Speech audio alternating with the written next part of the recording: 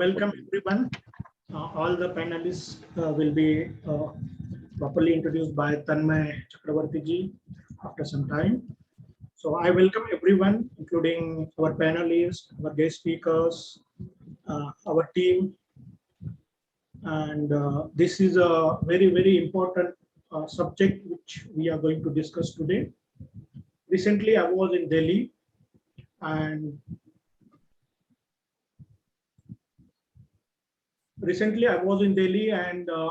I interacted with a lot of people who are rickshaw drivers, taxi drivers, Uber, small vendors on street, and also with the shopkeepers, small shopkeepers, big shopkeepers, small business means big businessmen, people in the jobs, private jobs and government jobs. So I realized there is a deep down, there is a very serious economic crisis.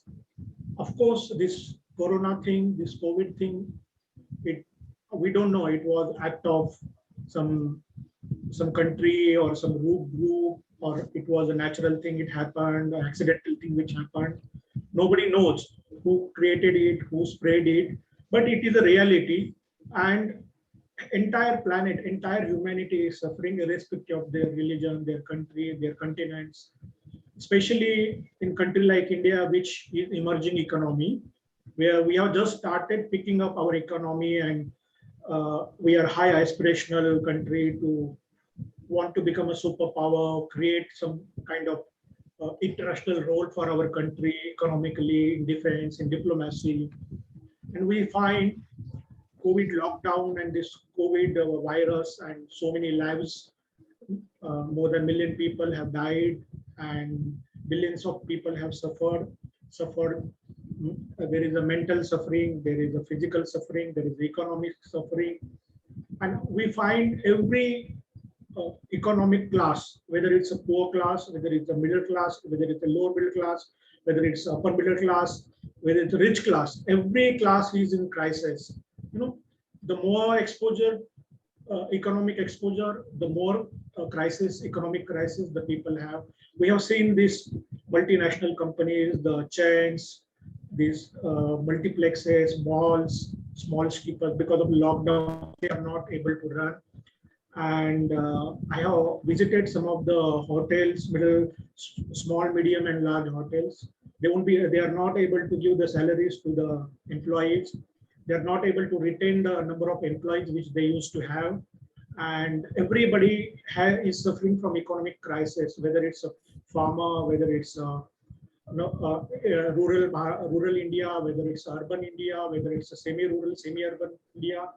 So there is deep down, there is a very serious economic crisis people are going through, and they need to get some kind of help, innovative help from government, from private sector, from government, and many countries, including the United Kingdom. I got some message from friends that they are doing some innovative financial packaging where people will regain that economic power to start their business, start their life once again.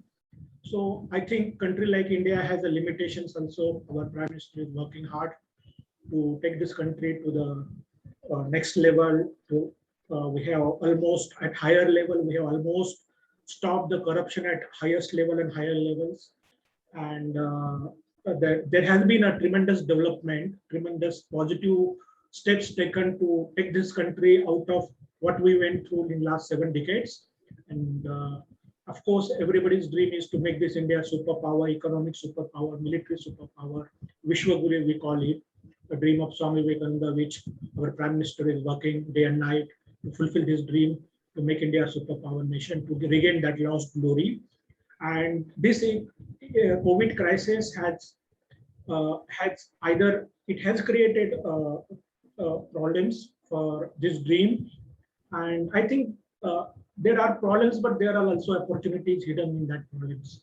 So we have to find out that opportunities, and we have to convert this crisis into opportunity and regain that speed, economic speed, the speed which India was developing, India was prospering, India was running to achieve that dream. And I think we have one of the topmost brains in our country.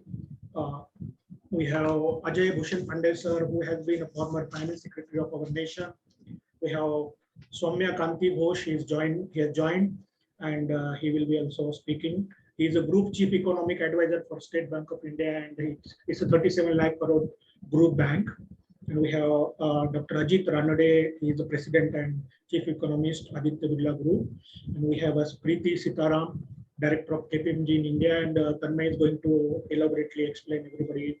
And we have Nanik Rupani ji, he is one of the most respected person in this Mumbai city, economic capital of the India. He is the chairman Emirates. We have Aditya Kashyap, friend. He used to work for JP Morgan in Southeast Asia and India.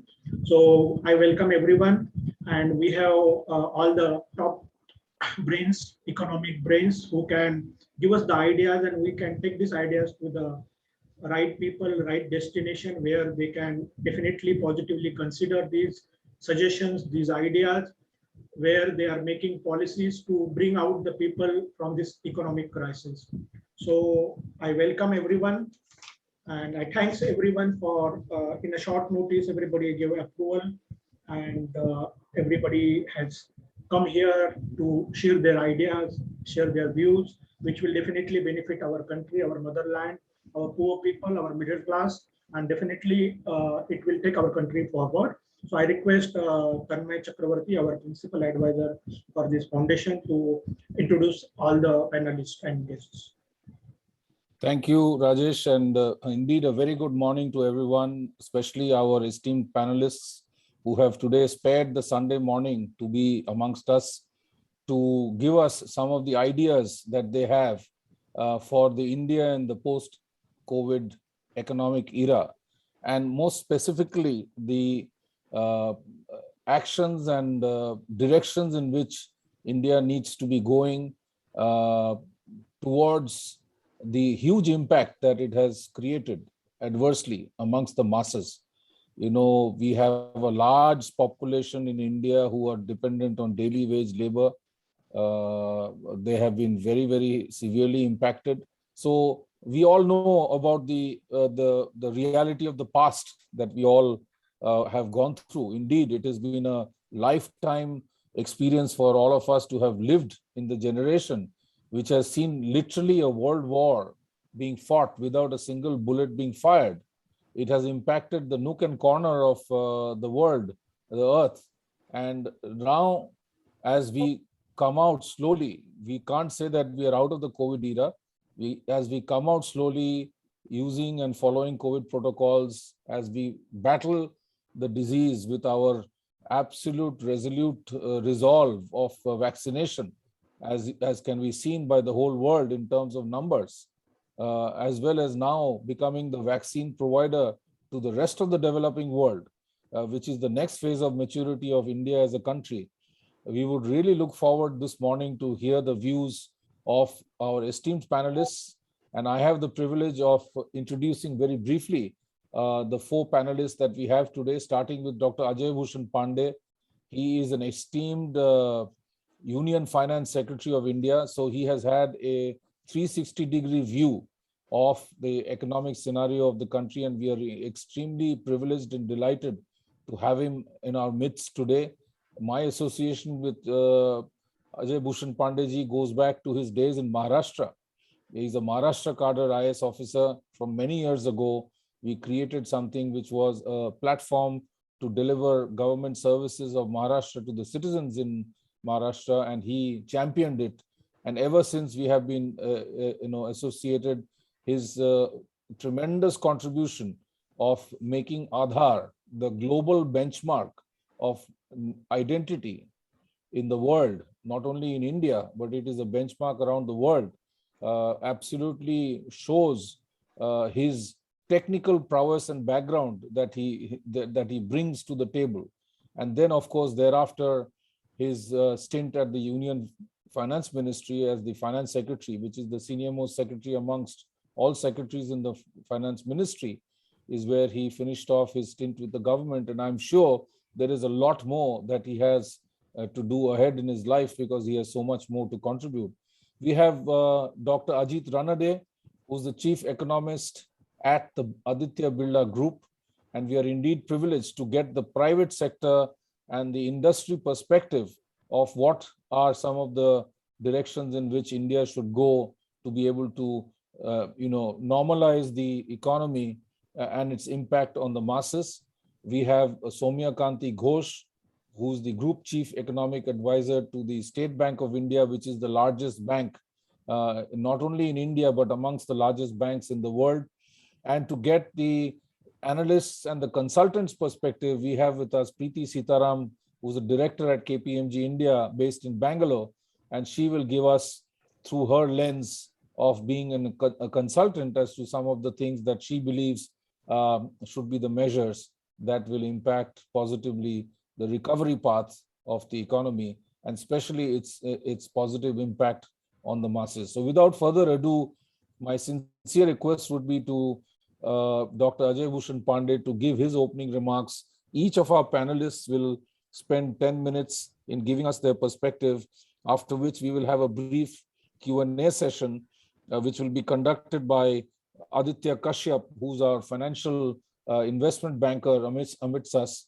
And after that, we will have the conclusion and the vote of thanks by Rajesh Sarwadnya. On behalf of the Vivekananda Youth Connect Foundation, I warmly welcome all who are watching us today live on Facebook, as well as logged in on the Zoom call today. And we really look forward to this session. Over to you. The floor is yours, Dr. Ajay Bhushan Pandey. Thank you. Thank you, Tanmay. It is indeed my privilege to be part of this panel and this exercise. It's a great exercise at the right moment. In fact, I'm very thankful to you and Dr. Rajesh Sarwadnya,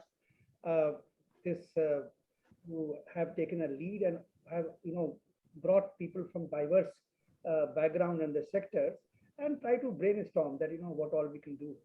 Also in this panel, we have old friends, Ajit Ranade, and then Saumya Kanti Ghosh, and also from the private sector, this I think rightly mentioned that from the analyst side, the consultant side, Preeti Sitaram and Aditya Ghosh, all people are there.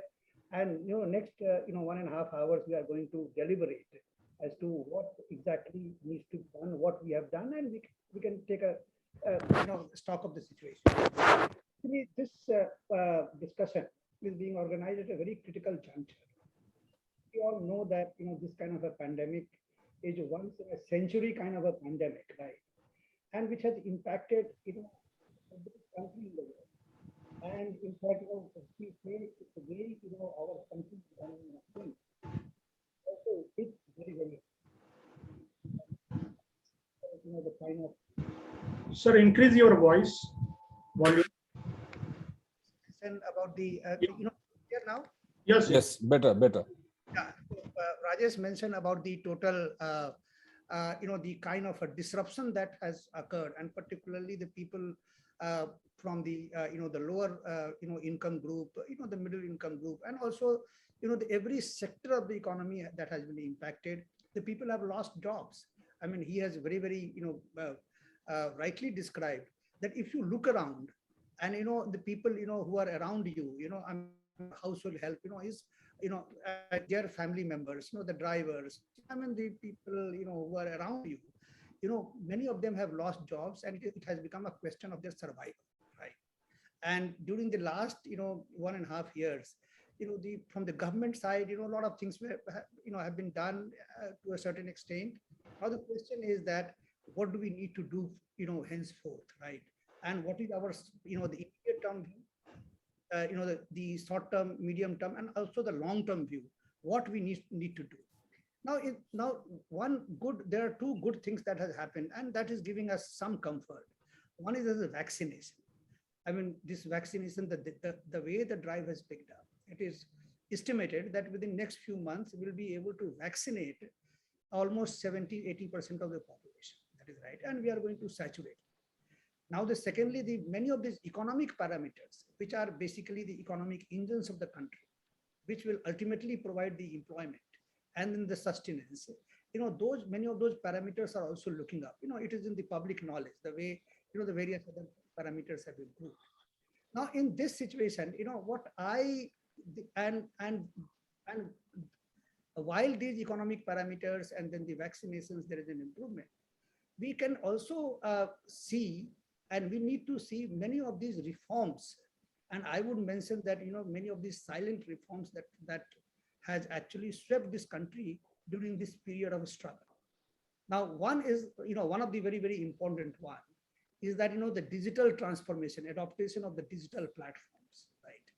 Now, what has happened is that, the way this, the people have, and people from all class, rural, urban, rich, poor, everyone in its own way is adopting the digital means to interact, to promote their business, to promote their enterprise, and try to gain, as much benefit as possible, right? Today we are having this meeting on Zoom, right? Just imagine that it could have taken, how much time and other things to do this. But in this short span of time, we also have been able to do this. People who are not so much technologically familiar, they all have started doing this. Now this digital, and if you see the private sector, the government, even, it surprises me or amazes me. Even the judiciary, normally, they are very, very conservative. If you see that during last 1.5 years, they have embraced this digital platforms. All hearings are, through the video conferencing, right? Most of the hearings, the judgments are being passed, online. The cases are being filed. So all those things have happened. Normally, getting this digitalization would have taken decades, but in this struggle, this adversity has actually created this, the accelerated this whole, the whole journey. Now, actually this reminds us, the kind of, the scenario that we are in. In this Spanish flu of 1920, and then it was followed by the Great Depression. Now, that time, people say, there are studies which say that, there is a similar kind of a situation, pandemic, and then the Great Depression, unemployment, loss of jobs, and particularly the US did some of the things which actually changed their destinies and the destinies of the country. Like, two important things, I would mention here, and this is something which is going to be very, very relevant. This US, they passed this National Labor Relations Wagner Act 1935. The Franklin Roosevelt was the president. He brought in for the first time the Social Security Act. All those, who are familiar with the US system, they also know that to what extent this Social Security number has become the means to deliver, all welfare benefits and other things, and how it transformed the American society. So similarly, many other things have been done. Similarly, in India, also we find that, these are the things, in India also, we have to, I see a lot of parallel that during this period, and also what we are going to do, it is actually going to determine the destiny of our country. Now you see here, as I was mentioning, this digitalization. Now you see that this adoption of digital means and digital platforms, right? And I will mention, the 5 very, very important things that have happened, just immediately prior to this pandemic and also during the pandemic. One thing that has happened and started, before pandemic was this Aadhaar.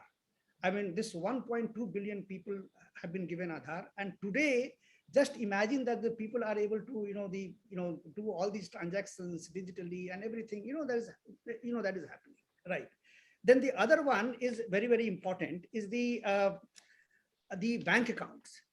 This Saumya Kanti Ghosh is here.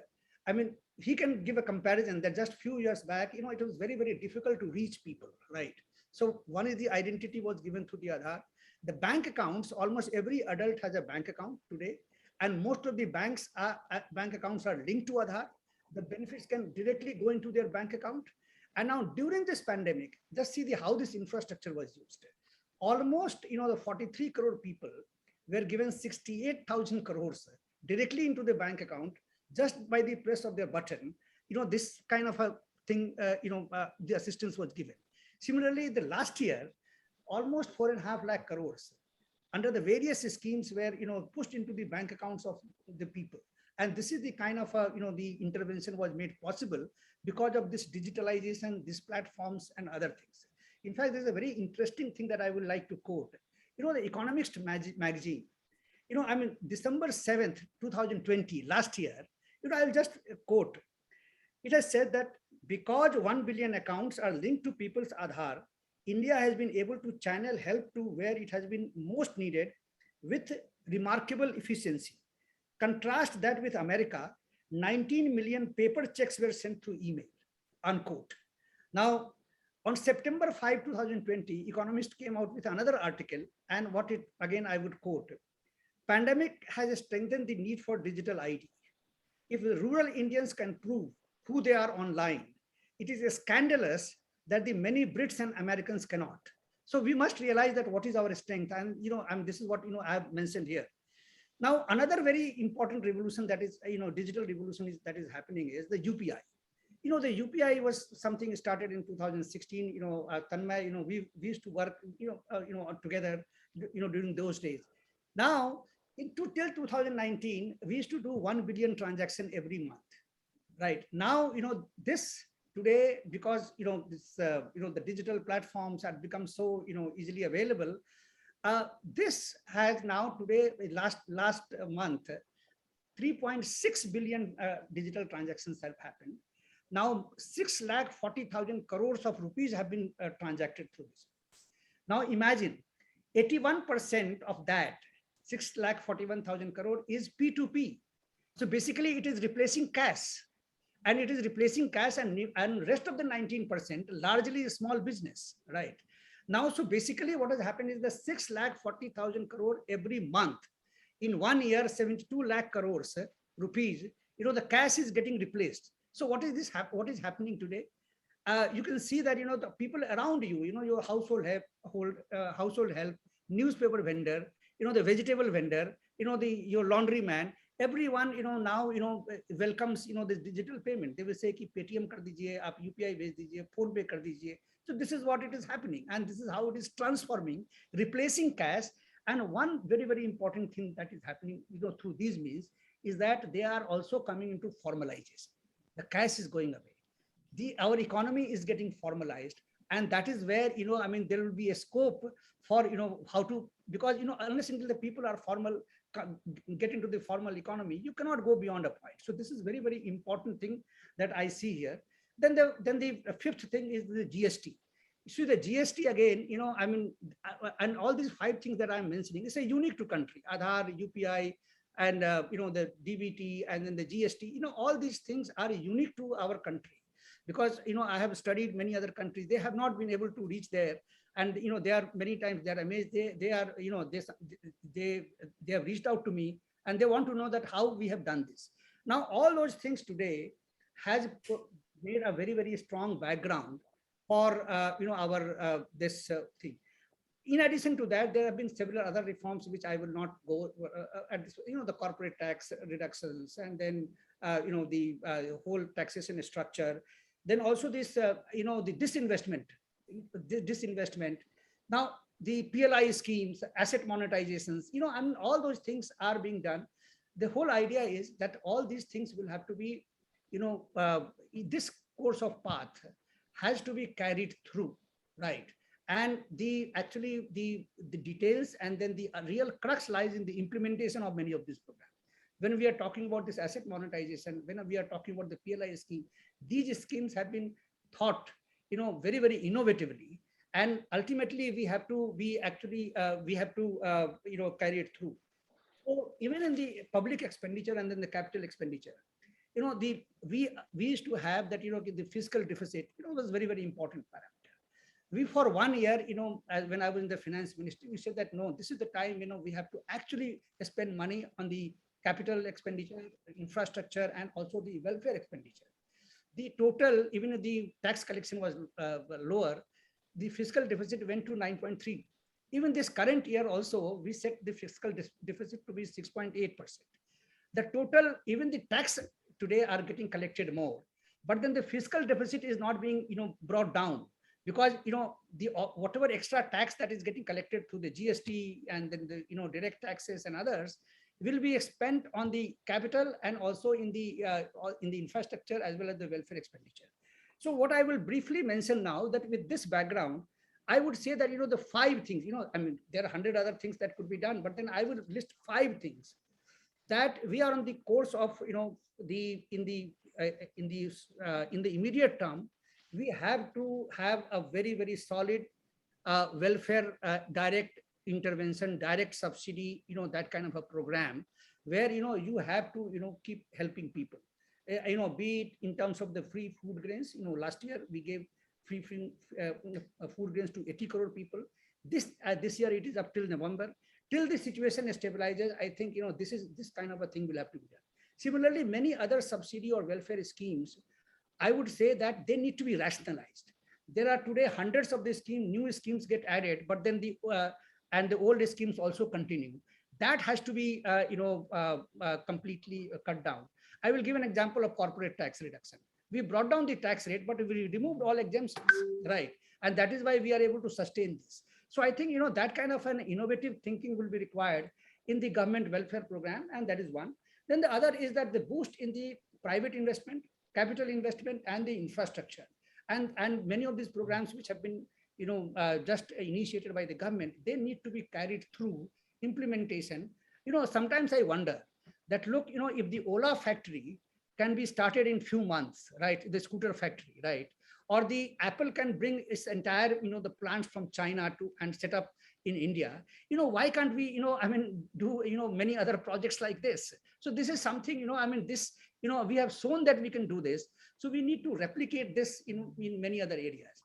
And then some of the areas like, I would say that the areas like high-tech areas, this semiconductor and then the fab, I think, this is something, as a country, because when we are talking about the long term, we cannot be dependent upon, today you are seeing in the auto sector, what is the crisis that they're facing. Tomorrow it can happen in any other sector there, right? The way we are, so we will be completely dependent. So we need to be very, very focused, build semiconductor and fab technology within our country. It will require a huge assistance from the government, and then the government should be able to find the ways to do this. Similarly, the solar, the electric vehicles, and because it will replace all these the conventional source of energy, it will reduce the subsidy, it will reduce this import bill, it will make the electricity affordable, so that you don't have a leakage and other things. So these are the many of the things we need to do this. And then then there are 2 sectors which are yet to recover fully. That is the real estate and then the tourism sector. These 2 sectors are also going to provide the employment. So I think, we have to innovatively think, just like, the way we have thought about, the PLI, the asset monetization, bad banks, similar innovative thinking that, how we can boost this real estate sector and then the tourism sector, because if the people get vaccinated, the people will travel. So, and then this is how, these things will come up. And then the other, the very important point is that the legal and the judicial reforms. No reforms in our country can succeed unless and until you reform the legal system. And this is very, very hard, but we must, as a country, we must do this, because, the cases need to be decided, time-bound manner. No tarikh pe tarikh or and endless adjournments. And these things are possible, and this is not something, which cannot be done. But as a nation, we must try to resolve. The IBC, for example, we brought in IBC. Those cases need to be decided quickly. If the appeals, it goes in appeal, those cases also need to be decided quickly. Sometimes the people say that, you have to fill in the judiciary, the vacancies. Yes, that should be done. But, at the same time, should we not have a system that, we don't give the endless adjournments? Because if you are going on giving endless adjournments, then no matter, even if you increase your total, the judiciary strength by 10 times, that will not serve the purpose. So, this exercise that why, the cases are getting delayed, is it only because of the vacancy, or it is because of tarikh pe tarikh? And these are some of the things we must try to do that. So I think, these are the broad thoughts. Maybe, more points will come from the other panelists, and during the question answer, we'll do this. I think, this adversity has given us the opportunity, as it happened in the US during the Great Depression. We are also going through the national transformation, which is actually going to change the destiny of our country. Thank you. Thank you very much, Ajay Bhushan Pandey. I think we heard many of these things that he described are actually on the first-hand basis I forgot to mention that he also chaired our GST initiative, and he actually brought it out from the woods under his tenure. So we actually heard many of these things that he talked about, the government initiatives and some of the things. And most important takeaway for me was the fact that it's not important for the initiatives to be started, but the importance is on the initiatives to be sustained, and therefore will lie the roadmap of progress. And I think that's the big takeaway. Thank you, Ajay for your rendition. My apologies, we should have ideally started with the lady amongst the panelists, Preeti Sitaram ji from Bangalore. We would love to hear from you and your perspective on what you heard from Ajay Bhushan Pandey ji, as well as your own thoughts on the impact, positive impact on the economy going forward, especially amongst the masses. The floor is yours, Preeti ji. Thank you. Very warm good morning to everybody. It's indeed a pleasure and the opportune time in terms when we're discussing this thing. We've been always talking about the various classes, and today when you look at the masses, that's where the crux is, the nucleus is, in terms which could sway the balance of the economy. And if I have to bring to light in terms, this pandemic has actually shifted the equilibrium of the economy completely from, be it high output and high employment where we were, it's come down to absolutely low output, low employment. And like already talked about in terms of seen that there's a shift in the employment itself. People have lost jobs. Not just that, the pattern is men have moved into informal employment, women have moved out of the workforce. At times we've been juggling with work from home in terms. So a lot of salaried workers who have also moved into a lot of this self-employment, who've lost jobs. We hear about quite a few things of teachers losing jobs, taking on, daily wage jobs, etc. So we've seen that agriculture and trade has been the fallback option predominantly for, when you look at it that way. And what's happened to the absolute bottom, the poorer class, they've been affected tremendously and drastically. Now, and that inequality has increased further. The gap has widened further if you look at it from that side. It wasn't there. So now with this sector being the largest employer also, in terms, and a lot of the jobs that are concentrated in agriculture, your construction, your small scale, your daily, I think it's important that this cohort is given its due attention now in terms. And when you talk about attention, it's not just in terms of getting it back to normal business as usual. We'll have to think of it something that is radical and something that is more sustainable from a futuristic perspective in terms. That's the way forward. Now, why do I say that? Because do we want it to be business as usual, like continue getting them, giving them, doling out and just continue what it is? Will we reach the aspiration that we have for our country? No. Now, when you look at what COVID has taught us, in terms, is that we're not going to return back to the way the world was, like you've highlighted in terms, right from the judiciary to the way of business. The working style has changed completely today in terms. So you already see a lot of new trends that are underway in terms, not just in India, globally as well. And thanks to the digitalization, so the digital economy, which is at play today. Now, with this rise of this digital behavior, remote working that we talk about, various, the delivery services, the rise of the gig economy that we are talking about, a lot of manner in which we work, structural changes that are going to happen, it's going to accelerate only further. These structural changes are going to accelerate further. We're talking about regionalization of, supply chains are there. We could talk about cross-border data flows in terms of, so you're going to see a lot of these changes that are coming in. And therefore, our mindset needs to look at, we're already in a fast forward mode in terms of the way we are working today. So how do we, and I would say our challenges will only multiply. They won't come down.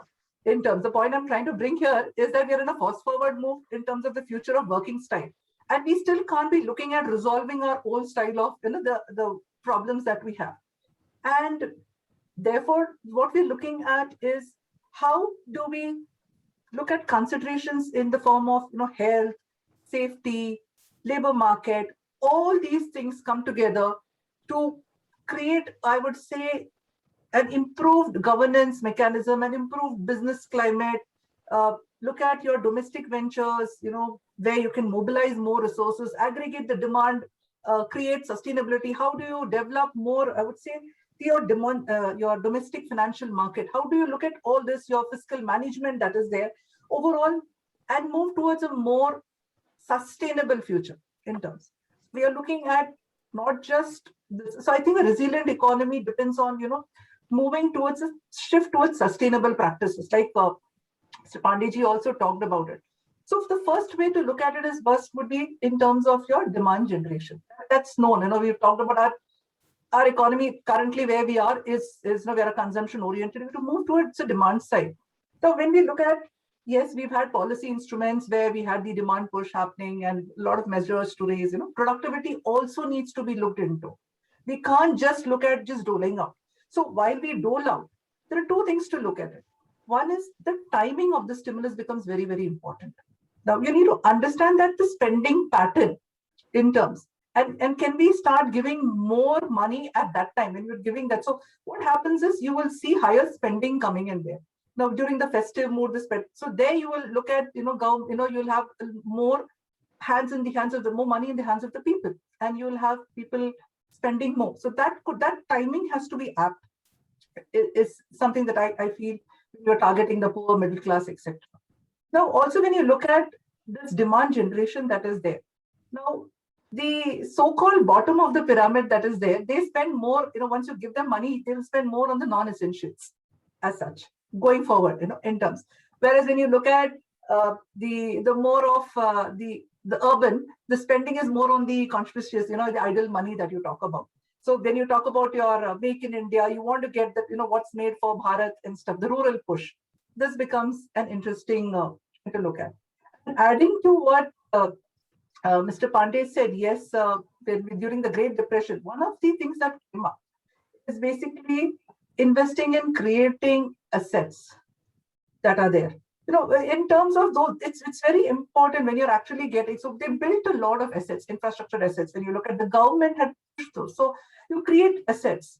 So in terms of construction, get people, massive employment of your unskilled workers go into that. Your large infrastructure spending happens. This also happened. And almost, I think, to the tune of 3.2 million workers were employed. Now that's again a thing of how do you get people employed? Can we build those massive scales? So a simple definition when we look at how do we look at it differently? What is our GDP definition? Come as simple, C plus I plus G, and it exposes X minus M as what we look at. Can we look at each of the parameters within this and there's no one size that fits all in terms. Can we look at what are the factors that will drive our consumption in terms and push that lever? Not everything, facilitate, maybe you'll have to create things which are achievable in terms. You'll have to create, the government has to be a bit more liberal in certain areas where you're attracting investments. You have to have consistency. So similarly, when you look at agri, for example, look at the areas where you have a multiplier effect. When you look at the input-output table in terms, look at the forward linkages, the backward linkages, and see which lever will generate maximum benefit and create that opportunity there. Now, so when I look at agri, for example, so similarly, agriculture today is amongst the largest employer, yes, but we're seeing a reverse, we're seeing a drain there, agri-brain drain. Let us think of how can we get youth, because now look at it this way, the states, when you look at by 2030, we talked about demographic dividends. Now, when you look at it, we'll have almost 60% of our population is going to be in that age group. How are you going to keep them employed, skillfully employed? We'll come to skill employment, yes, but when I'm talking about agri, why are we leaving that out in terms? That's a very focused area. Now, none of the youth whom I talk to want to go into agriculture. All of them and most of them want to come out, those who are passing out. Can we think innovatively to make them entrepreneurs? What kind of support can we provide them? Similarly, of course, a lot has been talked about moving into large-scale farming that is there. And of course, now we don't need to talk about it. Even in terms of nutrition, don't look at monocropping, look at a higher thing from an agri standpoint. The next one is when you look at the skill sector. Now, when you look at a skill sector, education, for example, today the teachers have the schools. If you look at schools, they've doled out, they're saying, okay, schools 50% of the fee, that's it. Can we look at this money? Since we have the Aadhaars, we have the digital platforms, can we have some part of the fees taken care of? Oh, and it's not just government schools. look at the private schools, of course, the lower end of the private school where there's a cap on the fees that they charge, etc.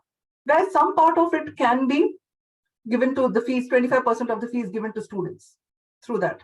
Can there be some support coming through that form? Currently, what's happening is teachers are losing jobs, or otherwise, the capacity is constrained there. So that should be a way to look at it. Now, when you're looking at India's strengths, now again, looking at infrastructure, can we also look at, again, not in the immediate one, but from a medium-term perspective, can we look at building some large, take some examples of, say, the Asian Games or the FIFA that's going to happen. Look at the kind of multiplier effect it generates in the economy. Can India look at being part of any of these things where it creates massive employment? So now we're trying to get the turbocharge for your tourism or for your things. It will create that. Can we look at angles from that angle as well in terms? Now, yesterday, in the speech for in the UN, our Prime Minister, Honorable Prime Minister, talked about getting inclusive growth, being all pervasive, etc. And also he did talk about he himself coming from the masses and being there as the Prime Minister itself. Now that speaks quite a lot, and it's India is being recognized on a global platform.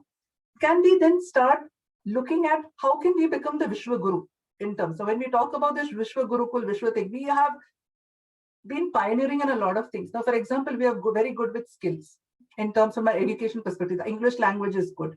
We are good at coding, etc. How do we create scale of those things in terms? You produce things which are, in terms which are made for India, sustainable for India. And you create that scale, you templatize it in terms, you offer it on a platform globally. For example, Germany does that very well in terms. They also have this, I think it's iMove or something that they've talked about. So those things really push the economy to a different level in terms of product development. It is product development, innovated, create Indian products of Indian standards in terms. Or else we'll always be caught in that urban, rural, mix that are there in terms. So that was an area which I thought we should focus on again in terms.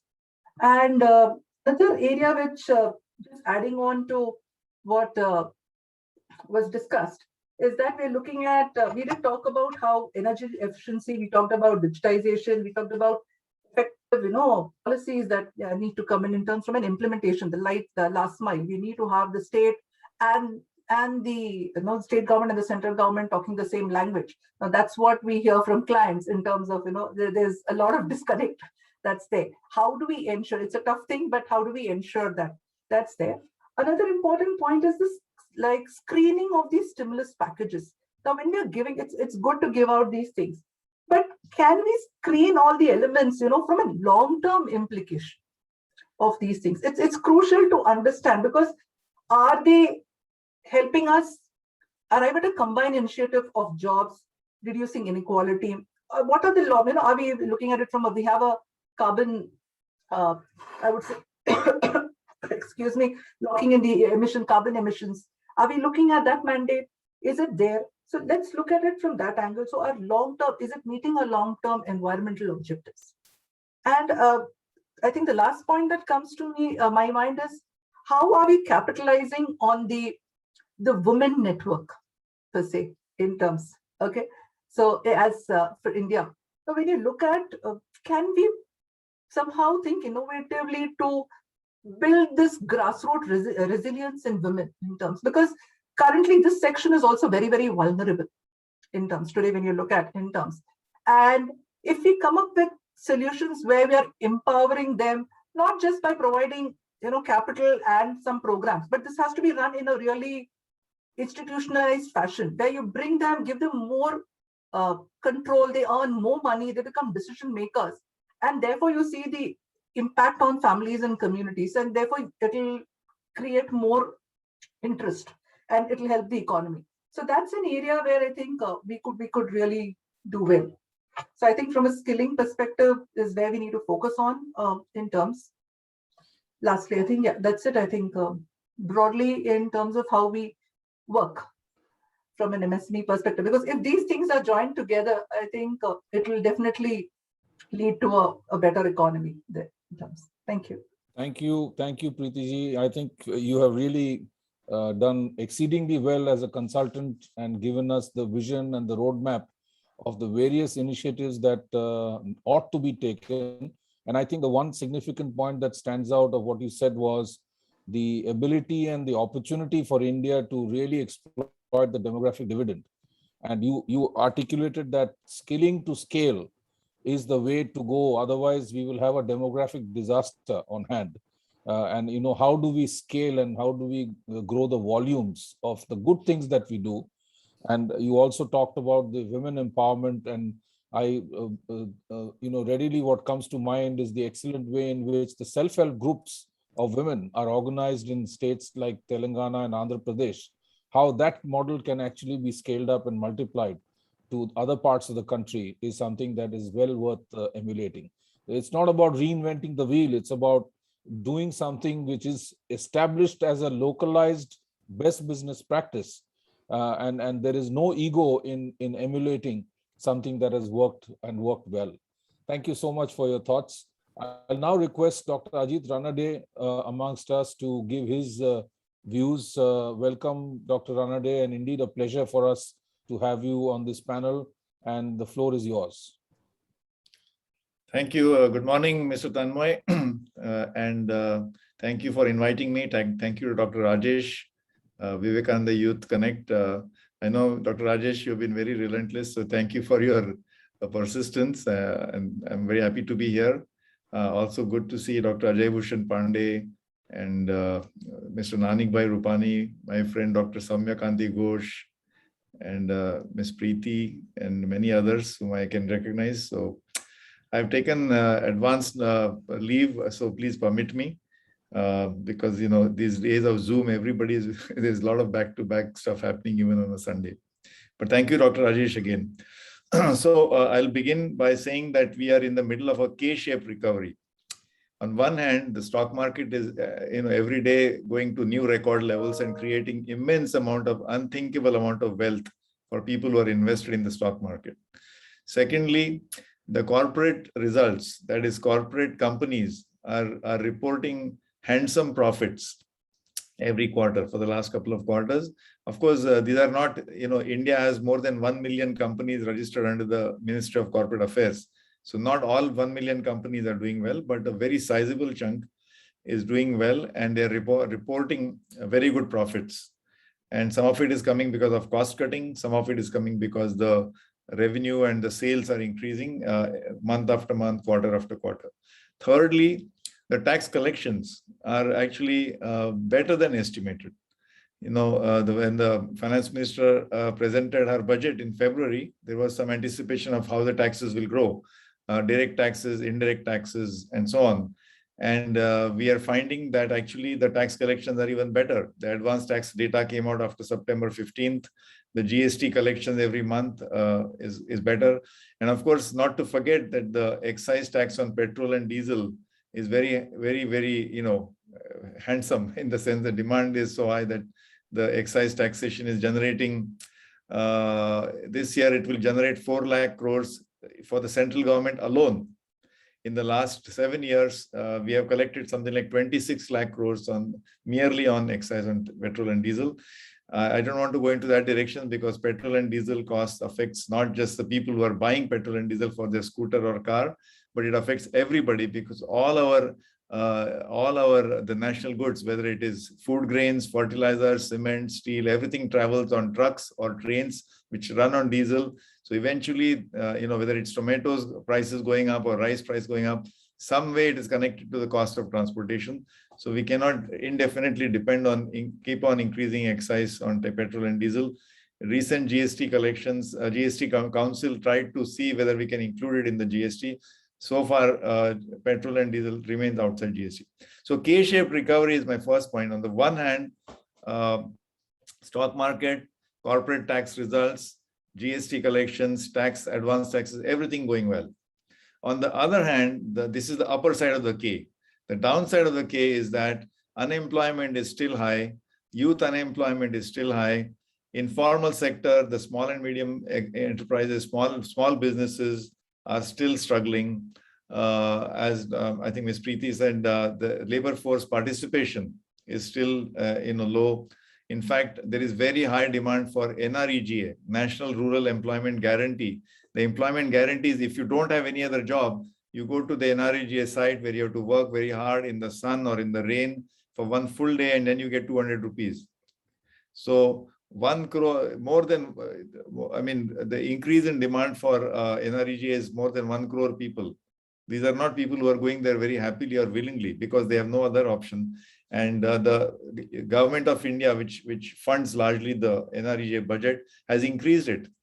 And I believe last year we ended up spending something like 1 lakh crore on giving NREGA role. And while the Prime Minister says, and his government also takes pride in the fact that during the pandemic, we gave something like 80 crore people increased enhanced food grains, enhanced allocation for ration, wheat, rice, jowar, bajri, or pulses at a very, very low price. We have to see the flip side of the argument. We can't be proud of the fact that in 2021, after nearly 75 years of independence, we can't take proud that we are giving very cheap food and all that to the people, 80% of the population. That's not something to be proud of. Of course, it's necessary during the pandemic. It's a crisis, but we have to focus on post-pandemic. I think Dr. Rajesh's focus was that. How do we come out of this? And there is absolutely no alternative but to come back to sustained economic growth driven mainly by private sector, mainly by private initiative of a small medium business like the telewala selling fruit or vegetables on the street, or the cobbler who repairs your chappal, or the little lathe worker, or the person who is stitching or doing rafu and repair, or also large corporates and large companies. Much of it has to be driven by the private sector.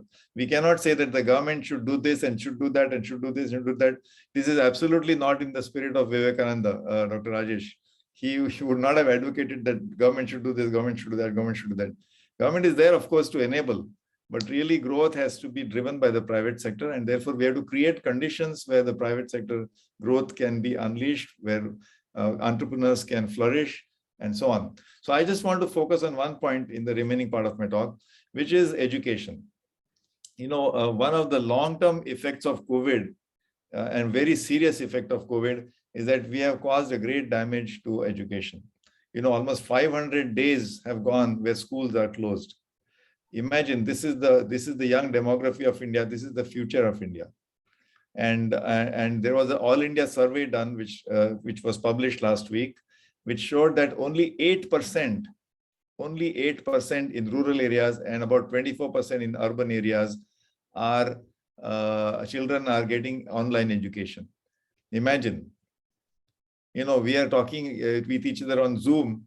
This is a great luxury. We have got a laptop or a mobile phone or a tab. This is a great luxury. For most people, they don't have this luxury. Very few people are lucky to have one smartphone in the family. And even that is given as high priority to the student in the family. If you're doing 8th standard, 9th standard, 10th student.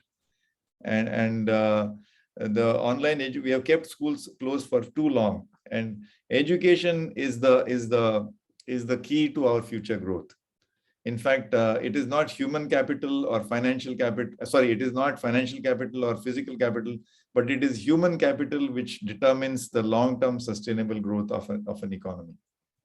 Since we are in the Vivekananda Youth Forum, the name Swami Vivekananda is known to us because he went to Chicago in September 1893 and gave a rousing speech. Until then, he was mostly an anonymous, unknown, wandering monk.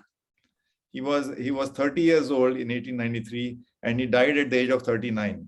So we know about Vivekananda mostly because of those 9 years.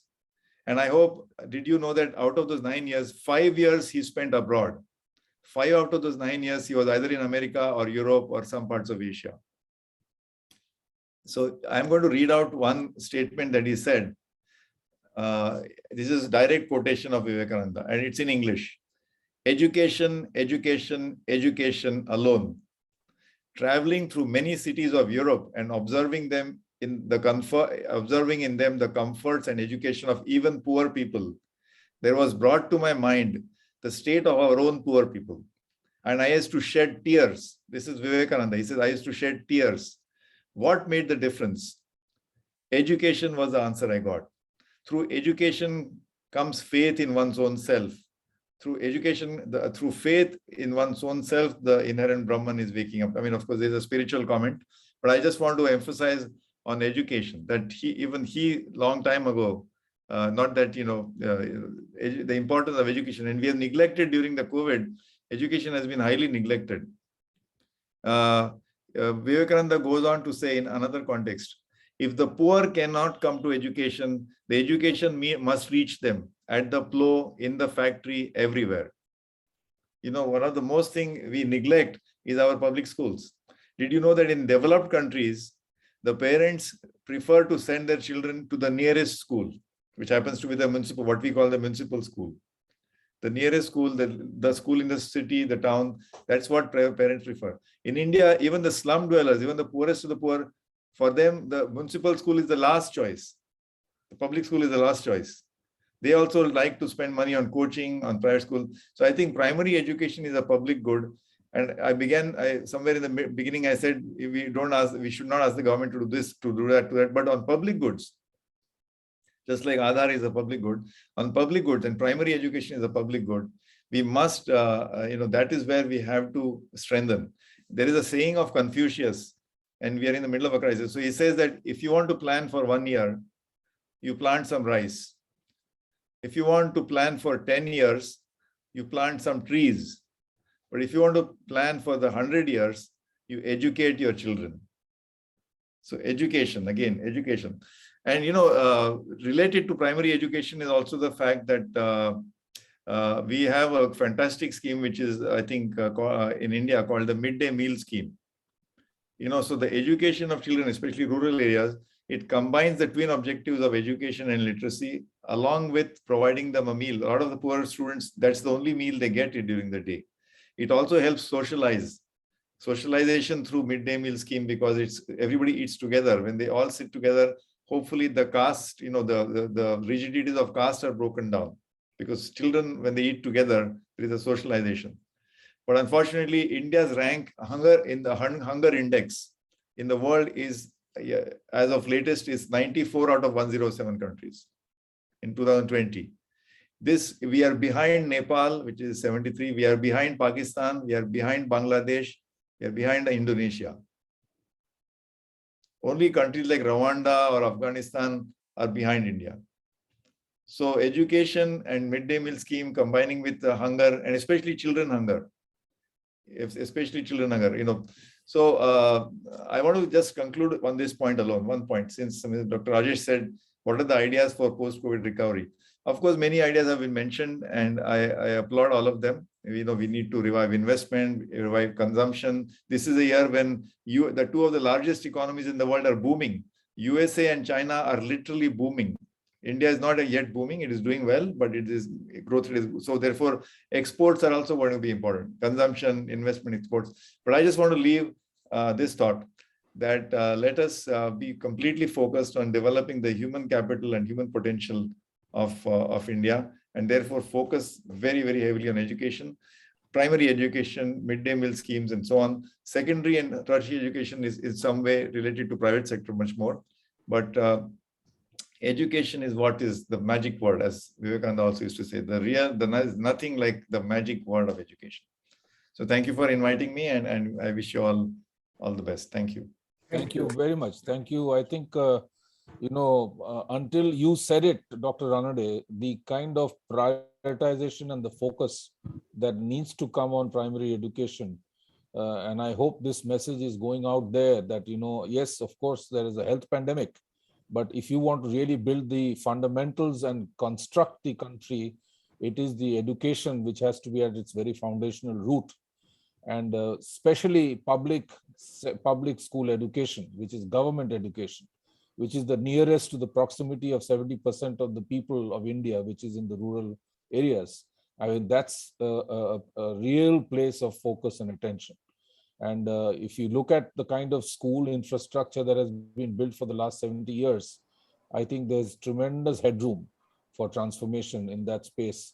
And also the fact that digitally enabled education, the fact that literally government has to look at providing smartphones to the needy to be able to get them to be at par. Otherwise, we are going to create a digitally disprivileged section of society, and that can cause huge, huge ramifications. I think you have a point, Dr. Ranade. I think you are mute. You're on mute. I'm Can you not hear me now? Yeah. Yes, Yeah, yes. So just Mr. Tanmay, I want to add to this that the reason the long-term effect of COVID is very seriously on education is because while we talk about digitalization, and Dr. Ajay Bhushan Pandey is here, is a pioneer.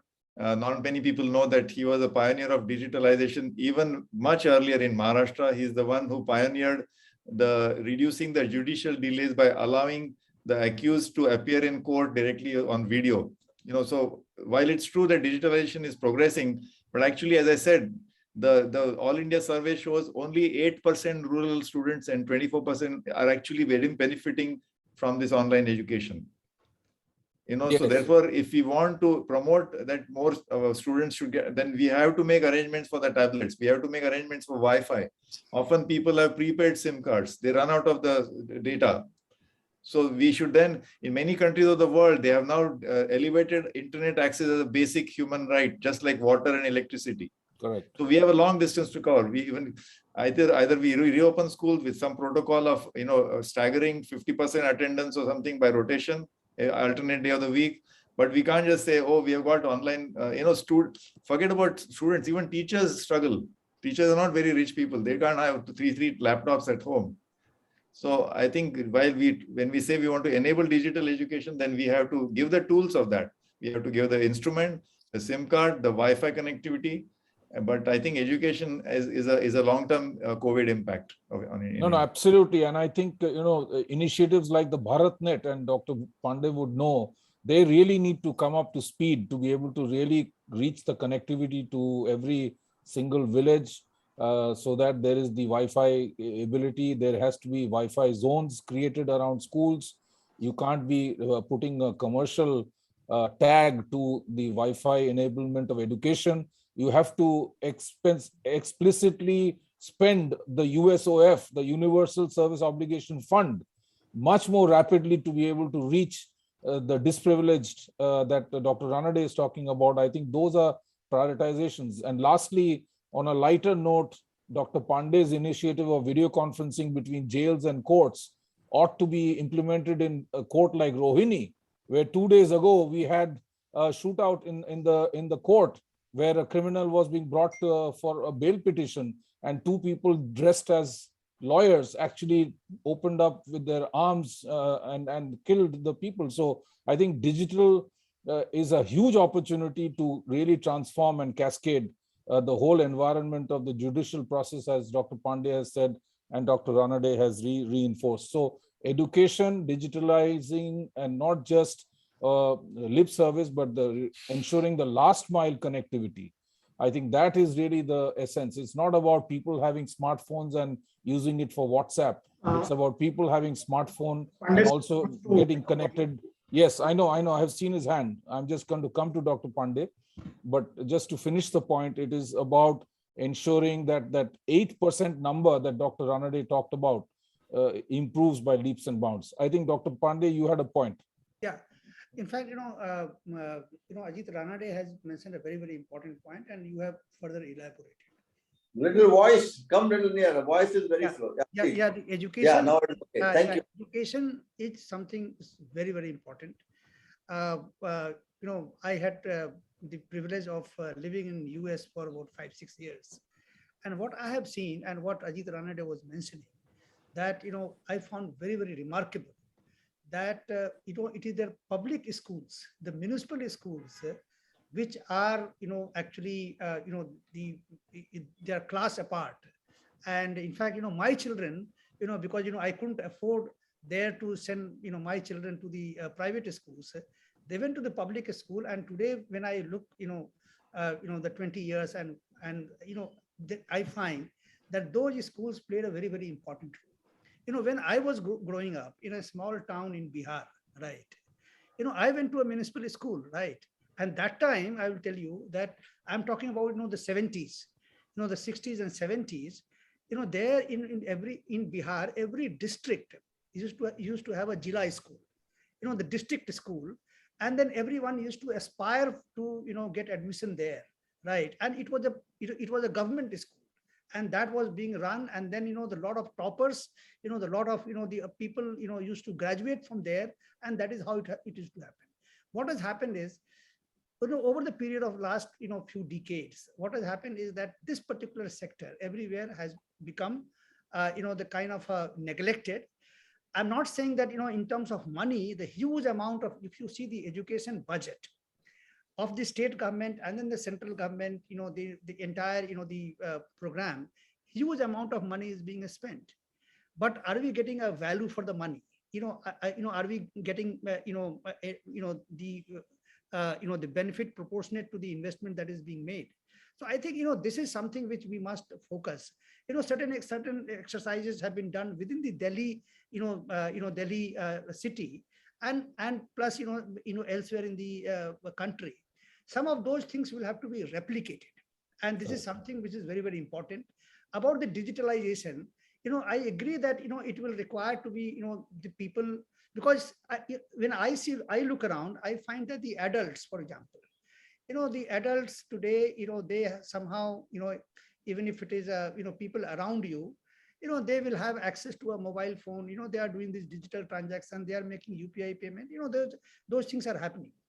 But non-adults, particularly the children, there is still a divide today that, the children of the well-to-do families, they have access to the digital resources, whereas, the people, particularly, the underprivileged sections, they don't have the digital, the resources available. And therefore, Dr. Ranade has rightly pointed out that it is creating some kind of a, divide. The result we will see, maybe some years later. And therefore, we have to collectively think that how do we make these digital resources available? And that is why, the point that I had just, passingly mentioned, that today I find that, for example, the smartphone, for example, I was in the Department of Revenue, and I found that, look, the amount of, the India, I mean, we can send rockets and the missiles and, all the things to the satellites to the space, right? But, the smartphone, the basic elements, we are not able to manufacture in our country, right? And then when I looked into the reasons, I found that, I mean, we are just kind of a, assembly at a very, very, at a superficial level. We need to go deeper into the value, and then, we should start manufacturing. We are a 1.3 billion, population, right? 1/6 of the population of the world. And there, can we afford to remain completely dependent on these, these semiconductors and other things completely on the outside sources? I mean, in this country, we don't have a single, the semiconductor manufacturing plant. I know it requires a huge, huge investment, and it will require, a lot of, support from the government. But, we need to innovatively think that how the government as well as the private sector can come together and can do this. I mean, I can say from my own experience, Aadhaar is something which we created, right? And no country in the world has been able to do this. I mean, we have our own biometric technology, and we are able to do this. And then, it is running so smoothly for the last several years, right? And we also be proud. So if as a country, if we decide, if the government and the private sector and the people decide, I mean, I think, the semiconductor fab and other things, if we do this, and then, parallelly, and then, yes, in the interim, we can keep importing, and then, we can try and see, how those digital resources can be made available. But ultimately, these are the things, which we will require for our country, and we should think in those terms. Thank you. No, very true. I think you very accurately placed the problem statement. And I can tell you, Dr. Pandey, that in the discussions that we have as the private sector as well as with the government, clearly the realization is, and the prioritization is now being accorded to building national capability for infrastructure in electronics, in high-tech electronics, white goods, and to create the self-reliance in some of these areas. I will now request respected Nanik Rupani ji to give his viewpoints to us as we look forward to hearing from you. The floor is yours, Nanik ji. Thank you. First of all, I think it was my pleasure to bring video conferencing in this country. I had given a presentation to Parliament House when Shivraj Patil was the speaker, and that day he called everybody. He said, how can a TV can talk to TV, you know, something like that. And I said, no, it is available. So it was my pleasure. I gave a presentation to Parliament House and LK Advani. That day, you know, Shivraj Patil told me he is not there. So he came to my office in Delhi and he saw video conferencing, that all the photographs are there. So I feel very proud that I was a pioneer to bring video conferencing in this country. I want to compliment Rajesh, you know, because the way this subject is very, very important. And I was only thinking of rural economy. Since Pandey ji has been from Maharashtra, I would like to quote that when Preeti ji, also nice Preeti ji, seeing you after a long time. Thank you. Really, I think Rajesh can really bring us together. And in 70s, I had, you know, my hobby was to collect handicraft from all over the country. So I was in a big business in electricals, transformers, cable. I had taken a showroom in Air India building. And there I thought I will meet all the artisans, you know, artists and everybody. So I started a handicraft showroom in Air India building. I tell you, it was so pathetic because the taxation in those days, I don't know, Pandey ji will remember, there was on some items 16% taxes, sale tax, 4% octroi, and 4% CST, then freight. And then, you know, middlemen had to really, these poor people, they had no sale tax, CST number. So they were really, middlemen was cheating them. And it was impossible for us to compete. Impossible. So after 84, from 10 years, I had to close down. But the talent, the scope, the opportunities in the rural areas, you can't believe. I have traveled from Kashmir, you know, handicrafts in Kashmir, Trichur, you know, on this, all this rock they collect and stonework they do. Mysore, I think, Bangalore, all inlaid work, Trivandrum. I've traveled each and every corner of this country, and I tell you, there's so much talent. So I took up with Rajni Patil. Rajni Patil was the main, you know, he was a president, very powerful with those chief ministers. I had an access to chief ministers, but I failed miserably. Nobody wanted to listen. I said, you know, people are migrating. We are losing talent.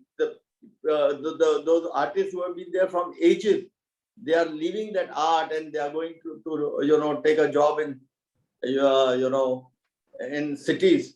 So I think still, I don't know what is the present situation, but this can bring tremendous opportunity in this pandemic.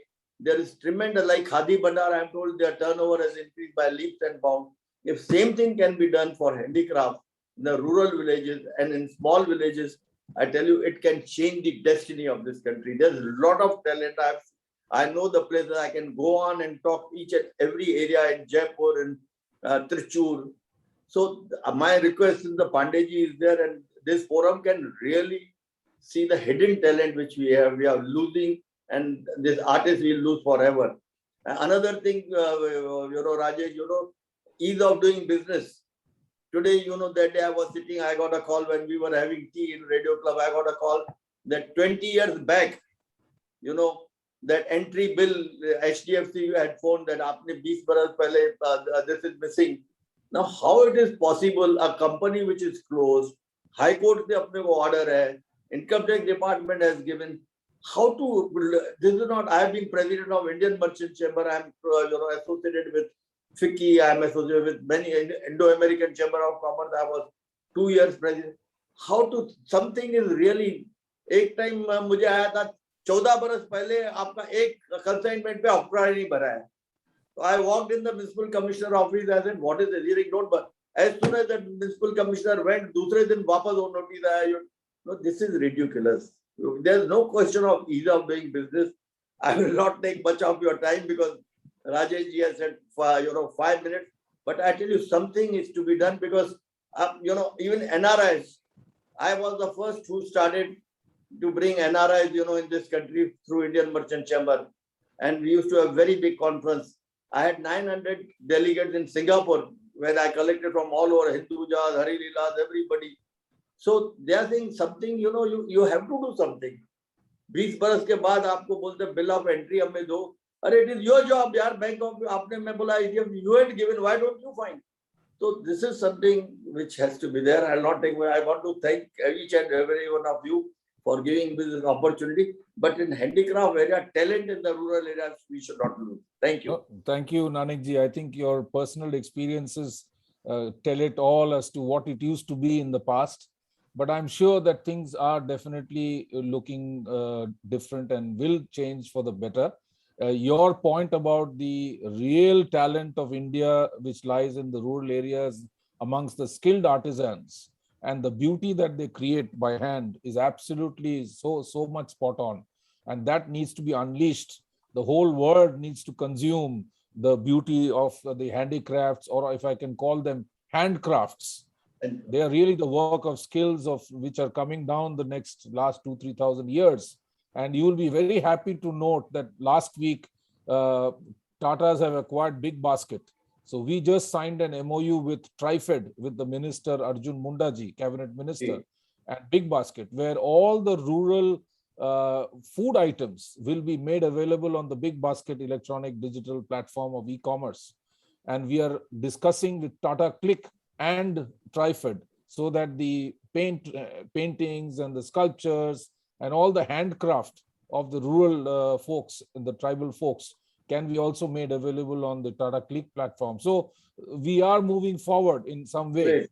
And these will get the exposure, the global exposure that they truly deserve, and get out of the wretched hands of the middlemen who exploit these rural artisans. And surely, I think we are very positively hopeful that the rural artisans will get indeed their due. I think by now we should have Saumya in a place where he can take the call and video and share with us his viewpoints. And we intentionally kind of pushed him towards the end as the last panelist, Kanti Ghosh from SBI, because he had just landed back from Goa to Bombay. Over to you. The floor is yours, Kanti. Yeah. Thank you. Thank you, everyone. And thank you, Dr. Rajesh, for being persistent. I had actually forgotten that I was going to come back today from Goa. Then I realized that possibly I'll be able to make it. And also thank you for giving me this opportunity. It's nice to see Dr. Bhushan Pandey and also Dr. Ranade and all of you. And what I will do today is that I know they understand that, and we have written extensively about this post-COVID recovery. But today, I think I will take off of something with Dr. Pandey actually was the pioneer in the Uday and of the Aadhaar initiative. I will just list you some of the hidden things which are happening in the Indian economy, which sometimes I think we actually miss out, because the issue in the Indian is that we have almost all the data in the public domain, but unfortunately, we don't use the data to make policy making sometimes, or it is not used for the benefit of policy making. I mean, this is, for example, let me start with the, I think the Aadhaar initiative and the formalization of the Indian economy, which has happened at a breakneck speed in the last 4 years. I will give you some actual numbers, and this is still happening today, which actually shows that, and from there we can then summarize what could be the possible way forward in a COVID-ravaged economy. Let me tell you, I think, actually, no, we also track the EPFO data very closely. I have been tracking this data from FY18. From FY18, this is all in public domain. 35 lakhs EPFO jobs have been formalized. I'm just giving some numbers. These numbers are not exhaustive. The second thing is that all of you know the government of India has recently opened an e-Shram portal for the unorganized workers. believe me or not, today if you go to the portal, you will find 1 crore unorganized workers have already signed up of the portal. And as I understand from my bank that all their other bank initiatives have already been linked. This is a huge initiative, and this can actually make a structural transformation in terms of the unorganized working class. And as all of you know, that the unorganized law has not changed in the last 30 years, because, and that law is, if it's going to change right now, that could actually usher in an huge labor revolution, the labor revolution in India. The third thing is that another area of formalization, as all of you know, the government has taken a significant initiative in the KCC credit card. So if you actually look into the KCC credit card, which has been used in the last 7 years, and try to multiply it, arrive at what was the agricultural credit that has been formalized. As all of you know, in the agricultural rural sector, there is a lot of informal economy. I mean, very rough estimates suggest that this number could be as high as 4.6 lakh crores. And the other important thing, as you know, after this increasing digital transaction, as all of you know, that all of you pay, a lot of people pay by cash for fuel at the petrol pumps and petrol and diesel. We made a rough estimates to find out that what could have been the amount of money that has moved from cash to digital in the last 3 years. By conservative estimates, this number is actually around 1 lakh crore. So these are very small numbers of formalization. My only why I wanted to point out this number is that, I mean, the power of a formal economy is significantly more, significantly expansionary. And recently also we did a study. I think we can discuss the study later on if we have time at any other forum, but the size of the informal economy today in India is only about 16%, and the size of the formal economy is 84%. And however, the important point, and from where I will derive my conclusion, is that the size of formal and informal actually varies across sectors. While some of the sectors like finance, insurance, real estate business have actually gained in formalization post-pandemic, because some sectors like this trade, hotels, transport and communication, unfortunately these sectors, as per the 2011 census data, employs around 17 crores people in India. So even if you take, assuming that these 17 crore household say pay tax, have an income of around 2 lakhs per annum at the lowest end, the total per capita consumption expenditure of these people comes to around 35 lakh crores. And of the Indians, total private funnel consumption expenditure is 115 lakh crores. And because of the devastation which the COVID did to these sectors, I think this, and that's why you have been seeing a recovery, which is a little bit uneven, which is basically, I mean, some sectors of the economy are moving very fast, as I mentioned, like the finance, real estate, business sector. But some of these sectors, because the economy is still closed down, are actually lagging behind. And my recommendation over here is that I think there has to be some set of policies at the end of the day to revive consumption for this class of people. I think there has been a lot of discussion in public domain. The government has also been discussion. We need to, I mean, there has been this 2008 data whereby this putting money in the hands of the people had led to runaway inflation. But I think at that point of time, and this time are fundamentally different, because even if I look into that data in 2008, at that point of time, of the all incentives which was given by the then government, that was 25% of the private final consumption expenditure. But this year, the private final consumption expenditure has actually declined by 10%. So basically, private final consumption expenditure has declined by around 7.4 lakh crores in 2021. The size of household debt has gone up by 7.5 lakh crores. So therefore, there is an element of household debt going up. The recent data on agricultural survey, which has been published by the National Account Statistics, exactly shows that the top 10% of the rural households has 50% of the overall assets. There is a sense of inequality, and I am hopeful that this level of formalization, which is happening in the economy in the last couple of years, will be having positive impact on this over a point of time. But for the time being, I think there has to be some sort of clear initiatives for formalization to support the consumption. Let me now come to another policy which is very important at this point of time. I think there has been a lot of discussion in the public domain regarding the runaway movement in the stock markets. But let me tell you that we have also written about it, that there may be a disconnect between the stock market and the real economy. But I think, let me tell you one thing, that this movement in stock market is possibly for real. And you may not see, I can put out my, put out my argument and forcefully and say that possibly there you will see that the stock market is unlikely to correct significantly from the current phenomenon. Why I am saying this? There is a very simple logic over here. If you look into the bank deposit rates for the last 1.5 years, that has been giving you a real rate of return. In India, the total number of depositors is actually, deposit account is 207 crores.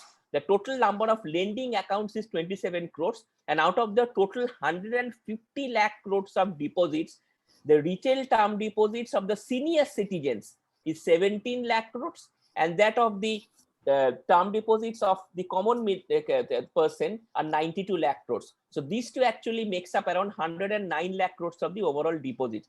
So what has been happening is that because of overall reasons and because of interest rate moving down, the RBI keeping a significant liquidity into the banking system to support recovery, the deposit rates have actually significantly declined. The lending rates also have significantly declined. So I think that's why the household investment in the stock market is possibly became a self-fulfilling prophecy. I'll give you another number over here. This year, if you look into the deposit growth, I mean, the deposit growth last year, and if you compare the incremental deposit growth this year till August 10, it is lower by around 2 lakh crores. And out of 2 lakh crores, we estimate that actually at least 1 lakh crore has gone to the stock market and the mutual funds.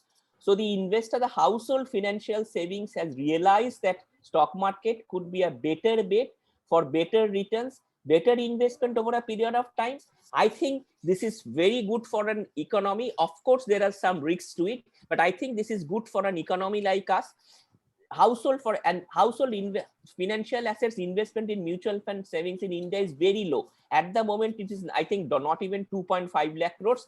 To give a comparative number, in USA, this number is 330 lakh crores. So even if this household investment may go up from 2 lakh crores to 4 lakh crores, out of a total deposit of say 150 lakh crores, that is not going to bring significant damage to the banking system in lack of deposit accretion. But what will happen is that it will support the infrastructural investment requirement, which India badly needs today. So this is, I think, but at some point of time, I think there has to be some type of a policy which the center and the RBI can sit together and decide at least to protect the senior citizens from the vagaries of this deposit regime, because it is unlikely that the deposit rates are going to correct significantly northward movement in a while. And I think that's good for the economy, because as the experience of China shows, a stable exchange rate and a stable interest rate are conduits for a successful growth recovery over a sustained period of time. So ideally, I would like the interest to stay low, but I also like the interest of the depositor, of the at least the senior citizens, may be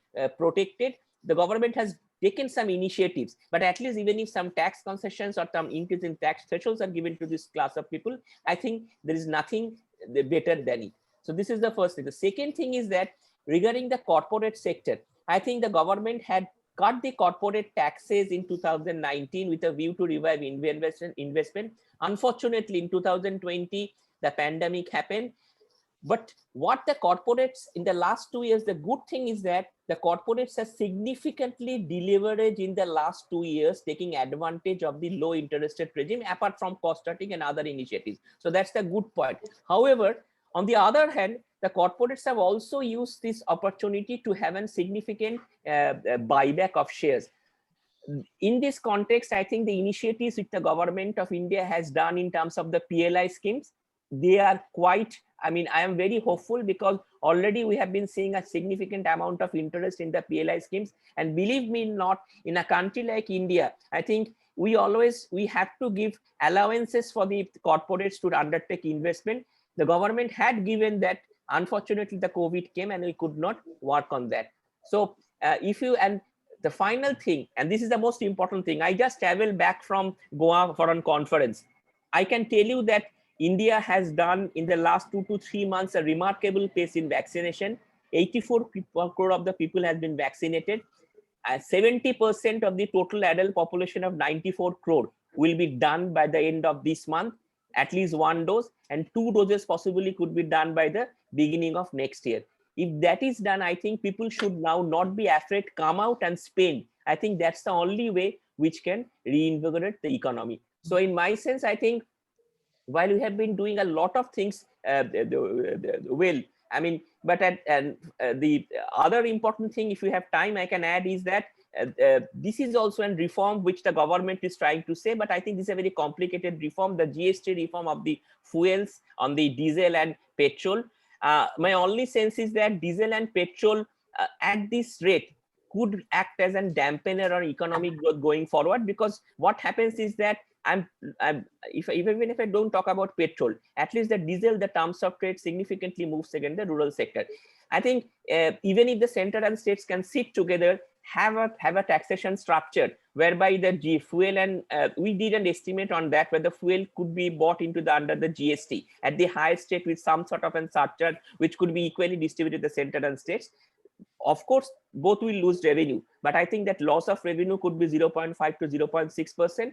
But at the end of the day, that could also be a game changer in terms of the unfinished reform which India still has. But I understand there are complications on that, because as soon as you bring GST, want to talk about GST and the fuel, there will be an opposition from also the states, and also the fact that there has to be an input tax credit of around 20,000 crore, if I am not mistaken. So how do you arrange all those things? But I think at the end of the day, if we have moved that much distance, I think the 37 rates of fuel across the country may not be the correct way of looking into the thing. So I would like to end here with a request that India has done, I mean, as there have been remarkable some facets of the economy which has opened up remarkably in the last 1.5 years.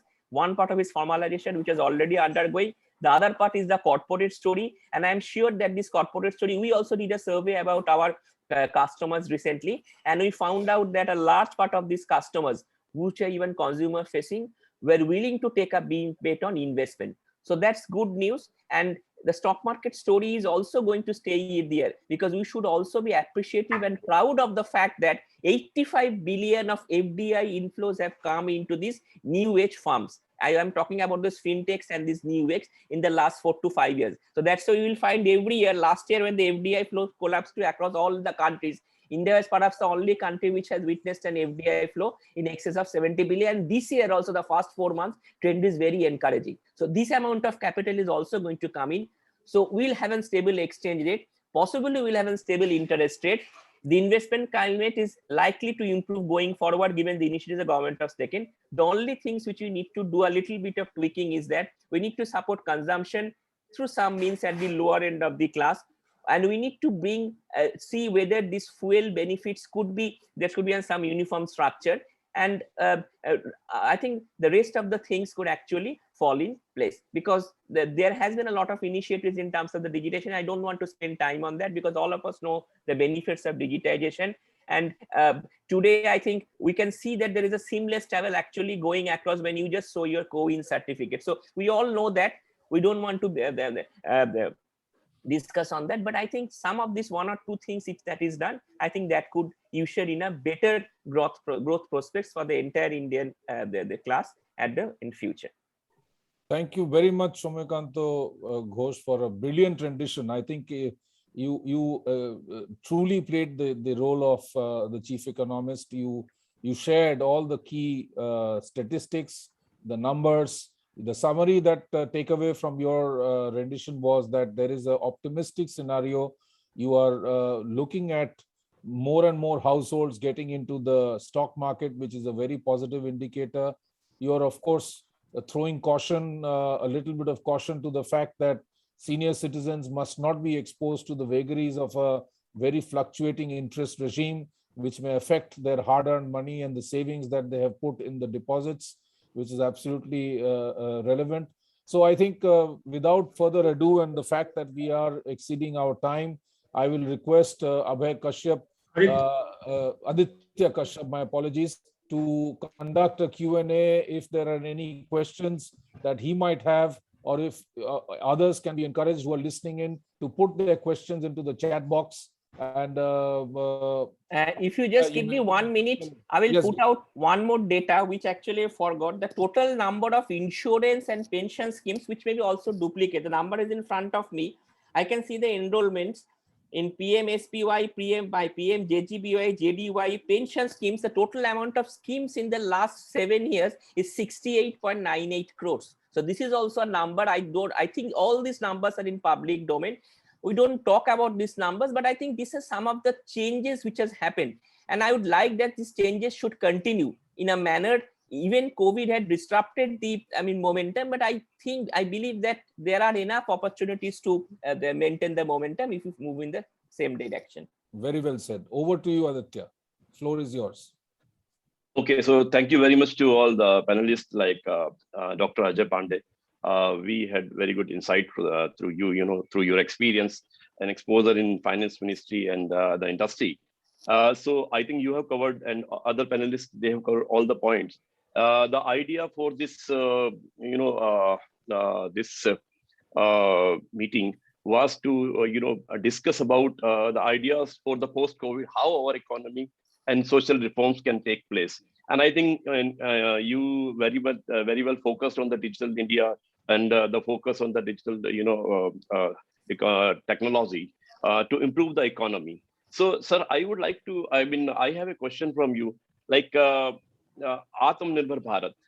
So if you connect Atmanirbhar Bharat in this platform, so through the Atmanirbhar Bharat, how we can improve the economy and the social, reforms in India post-COVID? Yes, I think this is a very important point that, a country of 1.2 billion, 1.3 billion people now, should be, should be Atmanirbhar. Atmanirbhar does not mean a protectionism. That Atmanirbhar does not become isolationist, that, we remain isolated. We have to remain integrated in the whole world because there are supply chains and we must take advantage of those supply chains, right? But we also need, in a certain, critical sectors, right? We need to be Atmanirbhar so that we should not, face a situation, for example, during this COVID, we found that, maybe, certain pharma, the pharmacy products, or even let us say some of the raw materials for the vaccines. Right. And currently what is happening in the auto industry. See, the auto industry is the great provider of the employment, apart from, it meets the transportation needs. But what happens is that in many of these critical areas, if you are, 100% dependent upon, from the supply abroad, then it is a risk. So what I am saying is that Atmanirbhar is, of course, one is that it does help mitigate the risk, but at the same time, because as a risk mitigation strategy, as one of the objectives of Atmanirbhar Bharat, you also build capacity into this country, 1.6 billion people. So we must have our own pies in the important things. And then, some of those things that we have identified, because, when we were looking at the PLI, for example, that time I was in the finance ministry. I was internal thinking that how did this come about? This came about that because we analyzed many of those, the existing industrial subsidy and investment, industrial subsidies and investment schemes. Also the export incentive schemes. And we found that we were running, all departments were running a large number of such schemes. In every schemes, we were spending 100 crore, 200 crore, 1,000 crores. And in this manner, we were spending at least, 60 to 70,000 crore every year on many of these schemes. And then what was the result? The result was not very much visible, right? Similarly, in the income tax, corporate income tax, we had a dozens of, at least 60, 70, 80 exemptions. And the corporate tax rate was very high, 30% basic rate. And along with the surcharge, it used to somewhere go around 35%. Now imagine, if you want an investment in a country, you have to compete with this neighboring, other countries in the world so that the investment come here. So what used to happen is that we were having a large number of exemptions. We were also having a large number of schemes. So what we thought, very, very carefully, and we said that, can we do some, apply our collective innovative minds? So, the people from the private sector, people from the government, and in fact, I'll tell you that, the kind of a meeting that is happening today, I mean, it reminds me of the, the pre-budget meeting in the North Block, where the Saumya, Kanti, Ghosh, Ajit Ranade, and many of you used to turn up, and we used to have a, very, very frank discussion there. So, we thought about, and then we said that, look, can we not have a, the lower corporate tax rate, 22%, and for the new manufacturing company, 15%, but all exemptions withdrawn. I mean, no exemptions will be permitted. If anyone wants to take exemption, let him do 35%. And imagine what happened today. Most of the companies, except, those, maybe in some special economic zone or something, they, all of them have shifted to this, no exemption, but the lower corporate tax regime, that is 22%. Now about the PLI scheme, which you had a plethora of export incentives, and then what we found that, let us say from 2014-15 or onwards, our total exports used to be around 350 billion US dollars. After every year spending 30,000-40,000 crores, our exports were not increasing, were not going beyond 350 billion US dollars. So where is that 30,000-40,000, 50,000 crore going?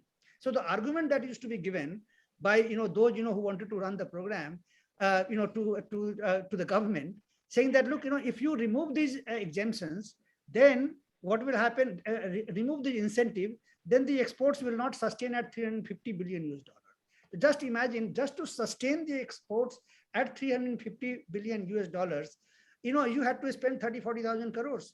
So then we thought, and then we said that, why can't we have, instead of thinly spreading all your incentive amongst lakhs of companies, why don't you select champions? The champions, and then you only give that PLI incentive only to the champions. So let's say in every sector, for example, the mobile phone manufacturing, we prepared a scheme where saying, top 3-4 companies, and they will have to compete. And how will they compete? That every year they will have to show the incremental growth.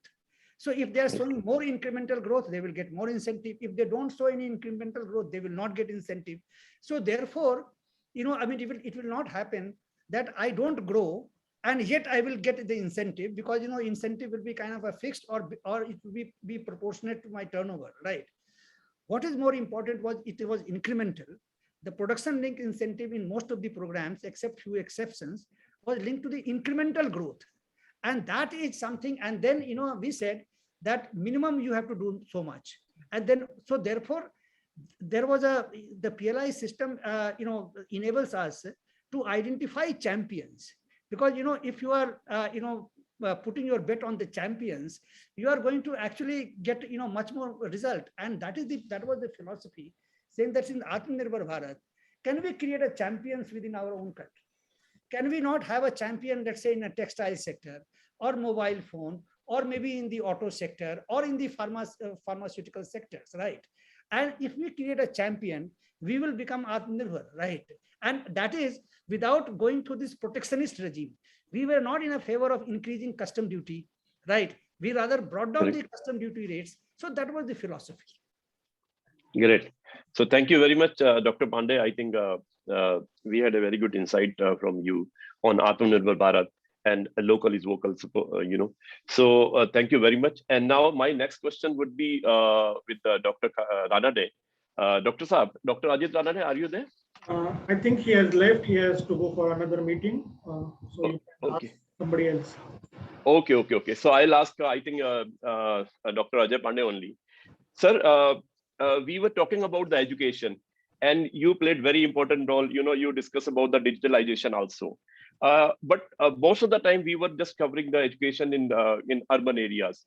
I would like to have some highlights and some ideas from your side. Like, see, education is the pillar of any country, to improve the economy, to reach to a level like US and, we were talking about US and China, still we are far behind.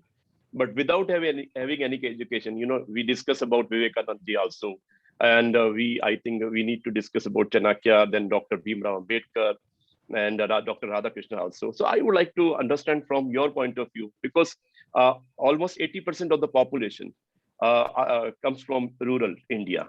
and we discuss very less about rural India. So I would like to have your views on 2 points: one on education, and second is the rural economy and the health, rural health, which is very, very important, because we are talking about post pandemic situations. We are talking about masses. So majority of the masses comes from the rural area.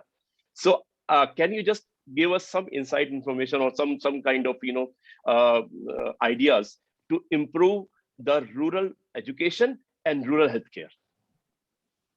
The point about this, education, and then particularly the rural education, because, our large population, the large students, they all live there, and therefore, we need to improve the quality of education. Correct. When we talk about the quality of education, again, we have to, get into some kind of a disruptive or innovative thinking. I mean, if you go through a regular saying that, all right, you were doing in this manner before, and then have more teachers and, the more, the physical infrastructure, the classrooms and others. I think what we need to do is that we need to capitalize and this digital, the platforms today. I mean, I'll give you an example today.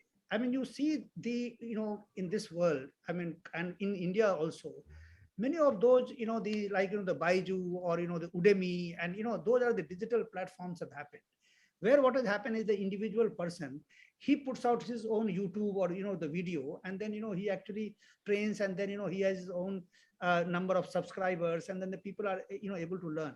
Today, let us say, even if I want to know about anything, right, and I know that I want to know that how this particular thing operates or functions, I will just say, YouTube and then particular thing, and then, there will be 5, channels, where, the videos can be given.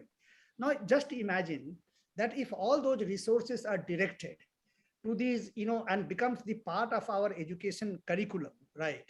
And, because the resources are getting generated from all over the world, people in India, people abroad, they are generating fantastic resources all over the world. There could be some screening, and supposing as a part of the regular curriculum, I'm not saying that, you can have a completely digital and then the remote mode. I mean, a certain amount of physical will be required. The people will have to collect, because that also has its own advantage. The people socialize, which, Ajit Ranade mentioned, the midday meal and other things. But supposing, just imagine that in a classroom, let's say you have a, 5 or 6 hours of classes, let's say 2-3 hours, I mean, just, for the sake of playing, right? Many of those digital resources are given. And based on that, just imagine the kind of an exposure that will happen, right? And that will also today, what will happen is that it will allow, because at a stroke, at once you cannot provide, the smartphone or the tablets to, the 20 crore, 30 crore, the students, which are enrolled there, right? You can't do that. Eventually, we should be, aim to do that. But till then, can we have a mixed model? And this is something, which should be workable, that, if I can create a building, let us say of, 10 lakhs of rupees for a primary school, why can't we have a digital resources there available? And then with a good maintenance, and today it is possible to do all these things, right? And if we have a connectivity, the Tanmay Chakrabarty, mentioned about this connectivity, BharatNet, and, in fact, some of the programs, because what we see here that, in the urban area, our mobile phones work very well. We get, the 4G and, all kinds of a data speed. The moment if you go out of Mumbai, right, and if you, cross Thane and go towards, let us say, Palghar, or here, it go towards the Alibag and, other places, just about, 70-80 kilometers from Mumbai. Similarly in Delhi, from these, important places, 50-60 kilometers you go, and then, you cannot get, the stable internet, right? You cannot get, the data. I think that is something which we will have to do. So I think, with these things, this education can be there. Now about the rural health that you have mentioned. Yeah, that is very, very important. We missed out. Yeah, the rural health that you mentioned. Again, the rural health again, what today, what is the traditional response of the governments? That you have a primary health center, you require more people and do and so. Again, what I'm saying is that, all the digital platform today, those will have to be there. For example, today, it should be possible, because in this pandemic has taught us, for example, in Delhi, where we used to live, the CGHS, Central Government Health Scheme, we couldn't have gone. So they came out with a platform where, I can have a consultation with the doctor, just like, we are doing a, internet, Teleconsultation. right? The doctor, you saw saying that this has happened. And based on that, he will assess whether, whether you need to be physically seen. Otherwise, he will say that, all right, can you get, these blood tests done, these x-rays done, and, can you take these medicines? Some of those things are possible today. So I think this telemedicine is also is a great platform. We have been talking about this telemedicine for the last 15, 20 years. But Yes. then what has happened is then this digital thing hadn't happened. This digital, this kind of a digitalization hadn't happened. Now with this digital, if we can ride over this digital one and do this.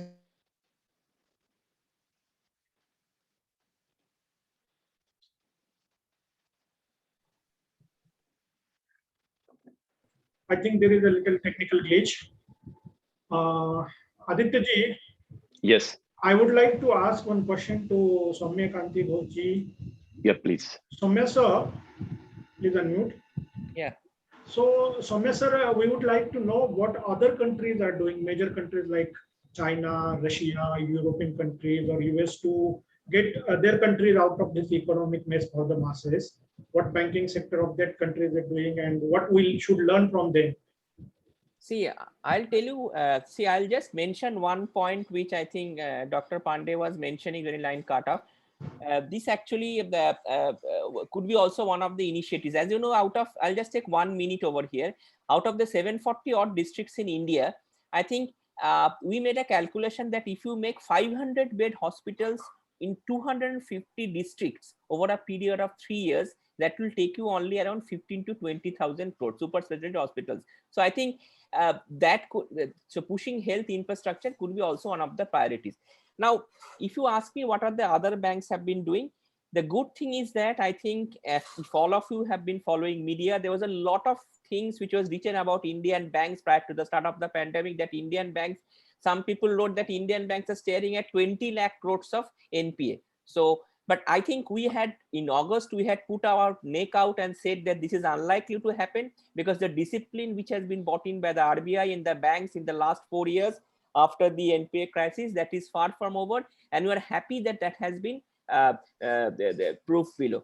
Now, if you ask me, Jay, so this is the first thing. The second thing is that if you ask me what are the other countries' banks are doing, my sense is that this time the crisis was a little bit different and most of the banks were better capitalized prior to the 2008 crisis. So therefore, we will not find too much news of a bank failure across the Eurozone or even in USA, which was the case rampant when we had in 2008. So that's the second thing.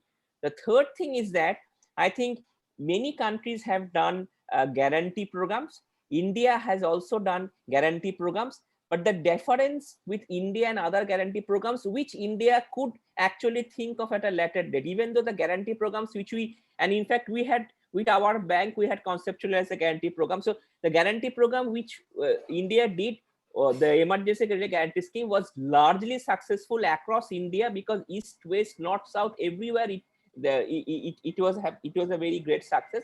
But I think one thing that could have been done with that emergency credit guarantee scheme was that, I mean, as other countries have done, that this credit could have been given to the SME on the condition that a portion of that money could be spent on wages. So basically ensuring that the people who are there in that employment doesn't lose their jobs or whatever happens. So I think a lot of other countries have done this.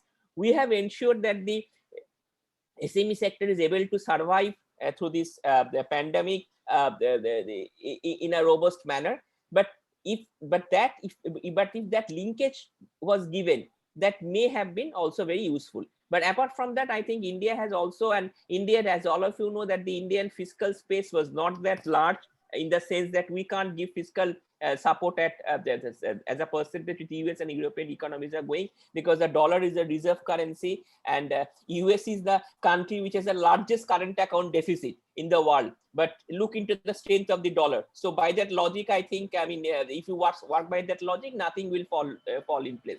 So my sense is that we have done a lot of things.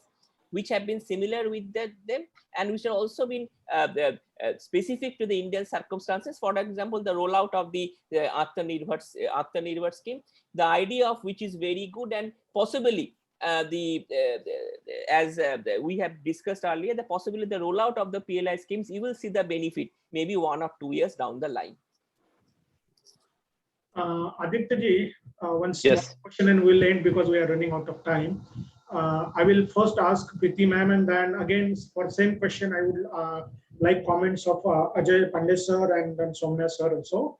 So Preeti ma'am, about this asset monetization, should government do or not do? And once if government does it, the opposition claims that they are selling the country, and will that money help common masses to come out of this economic mess? Do you think? Well, yes, what is the use? I would say yes to answer. It will definitely help. See, anything that is different, anything that is radical will always have oppositions in terms, nothing.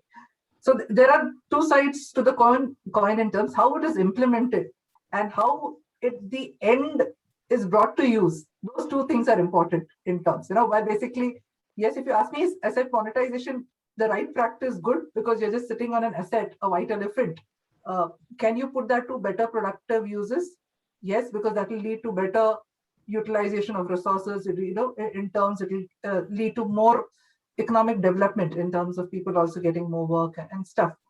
Now, the catch here is in terms of the implementation process, the time it takes, how well is it implemented? Those two things are the execution. If that's done very well and monitored well with a transparent mechanism in terms, I think then it's a sure shot winning thing. Ajay sir. Yeah. See, this asset monetization, I will say that it is an extension of this government, the philosophy of the disinvestment, and also, the government should not be in the business of business. In fact, our Prime Minister has said, For governance. Right. It's a good governance. And I'll give you an example. Again, I'll give you an example because, before I moved to Delhi, I was, as Tanmay was mentioning, I was in Maharashtra government. And I was MD of Maharashtra State Electricity Distribution Company. Those who are from Maharashtra, Mahavitran. I was managing director of that. It is the largest electricity distribution company in the country. It has more than 1.5 crore consumers. And imagine, the whole Maharashtra and part of Mumbai also, it supplies electricity. Just see the kind of asset that they have, right?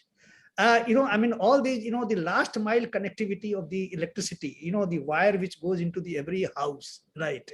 Every household, every agriculture, every place, you have that last mile connectivity, not only the last mile, also the intermediate miles connectivity, with this kind of an asset, right?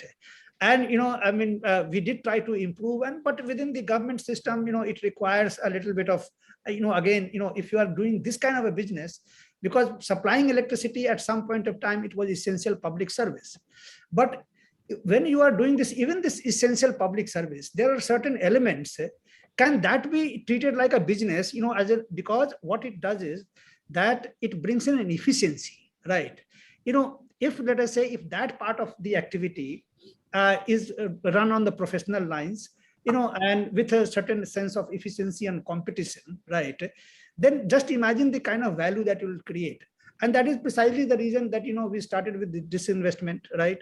And now you can see that this idea is getting extended as saying that, all right, I may not disinvest the entire thing, but can I, monetize, certain assets, right?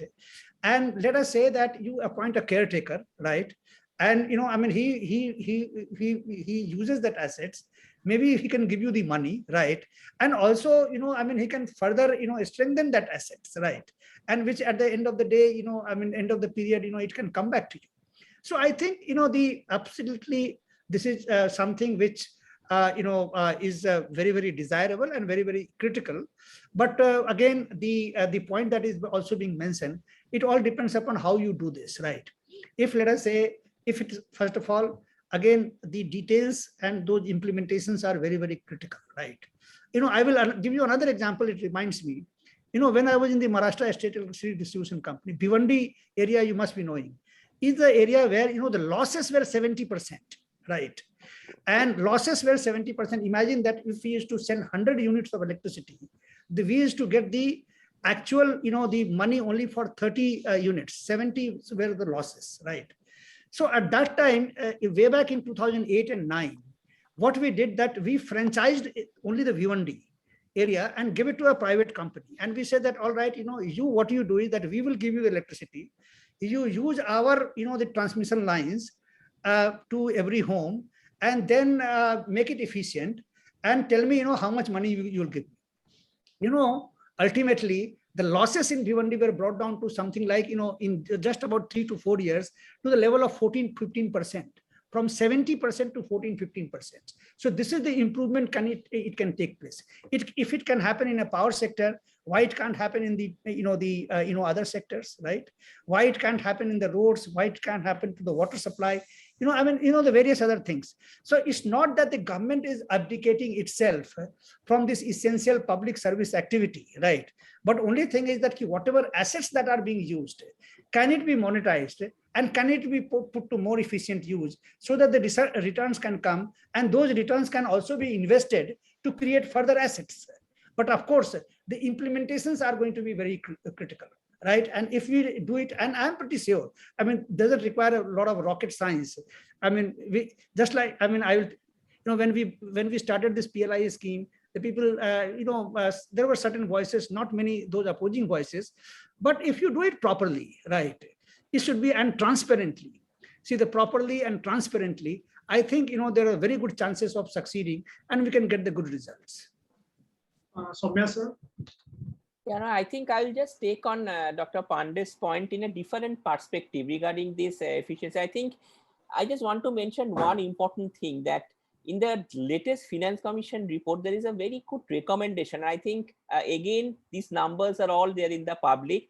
I think what was written over there is that if the states carry out the reforms in the urban local bodies, and which I think is very important today. For example, if I remember during the COVID times, in some of the states, these urban local bodies and this communication actually was possibly a game changer in terms of the number of hospitals available every day and those things. So I think it has been clearly said that if you do the urban local bodies reforms in this sector and these other sectors, I think around 70,000 crores or lots of money are there for you in the grabs, and it is given quarter wise. So I think it's, and we have been talking about these user charges for a little. I think if someone can pay, we can always differentiate between the haves and the have-nots, and there is a system in the country whereby we can differentiate it. But if one is, if you get good services, consumer actually will be willing to pay for the services. So I think that this monetization of asset is a great example, and there has been nothing new about it. It has been done in several countries, but we also need to ensure that these there are some mechanisms are also developed or brought in place, so that the development and any user charges, which could be possibly a logical career, also rational, and people use them, because people have a tendency to pay if the services are good. This is an experience which I have gathered after, and of course I think most of us believe that this is possibly, the consumers will be willing to pay if they have a good service. So Aditya ji, we have already passed 37 minutes. Yes, I understand. Yeah. Okay. So Nanik ji, thank you very much. आपको कुछ 1 minute बोलना है तो 1 minute बोल सकते हैं. नहीं, मैं भिवंडी का बात किया because I started my career in Bhiwandi. वहाँ तो 99%, 95% लोग भरते नहीं थे पावर बिल, और किसकी ताकत नहीं होती थी कि जाके उनको बोलने के लिए, और जो कोई काटने के लिए आवे तो उसका वापस जाना मुश्किल था. आई एम टॉकिंग अबाउट 68, 69 से वो हिसाब से. तो आई थिंक लॉट ऑफ, मुझे ऐसा लगता है कि some asset which are not good for the country, they should be sold, and private sector will bring the efficiency on the top level. Thank you. Thank you very much. I won't put everybody's name because we are already running behind the time, and Tanmay has already given the summarize everybody's speech immediately after they have spoken. So I thank everybody, all the panelists, all the people who joined, who are watching on Facebook, who are on the Zoom link, and then we are going to upload this edited version on the YouTube and circulate it. So everybody will benefit from this knowledge. We are going to share this thing with all the contact persons we have in the government and non-government private sector. So special thanks to Ajay Pandey sir and Saumya Kanti Ghosh who landed from Goa, and then Preeti ma'am from Bangalore, and Aditya ji is also live from Bangalore. And Nanik ji has to wind up his meeting earlier with the lawyers and come back on the thing. And always Tanmay has been a great support. Without Tanmay's help, I won't be confident to organize these things. And he has been a very, very solid support. And I thank everybody. Ameya Sathe is there, Swami Vivekananda is there from Gwalior, Adish Kumar Jain, CA, he was a former director in Corporation Bank, and everybody, the Shantanu Totode, the young aspiring corporate executive, Amarnath Jha, and people from across Kalyan Autade, Ashok Barot, everybody. I thank everybody from the audience also, and we request you to keep on blessing us, supporting us, so that we can keep on organizing such kind of brainstorming events. Thank you very much. I think we should have Pandey ji ke saath aur thoda ek do session apne ko lagaya. I think it's a storehouse of knowledge. Believe me, unbelievable. Thank you. Thank you. Always. It will be my pleasure. It will be my pleasure. Thank you, sir. Thank you. Thank you. Thank you.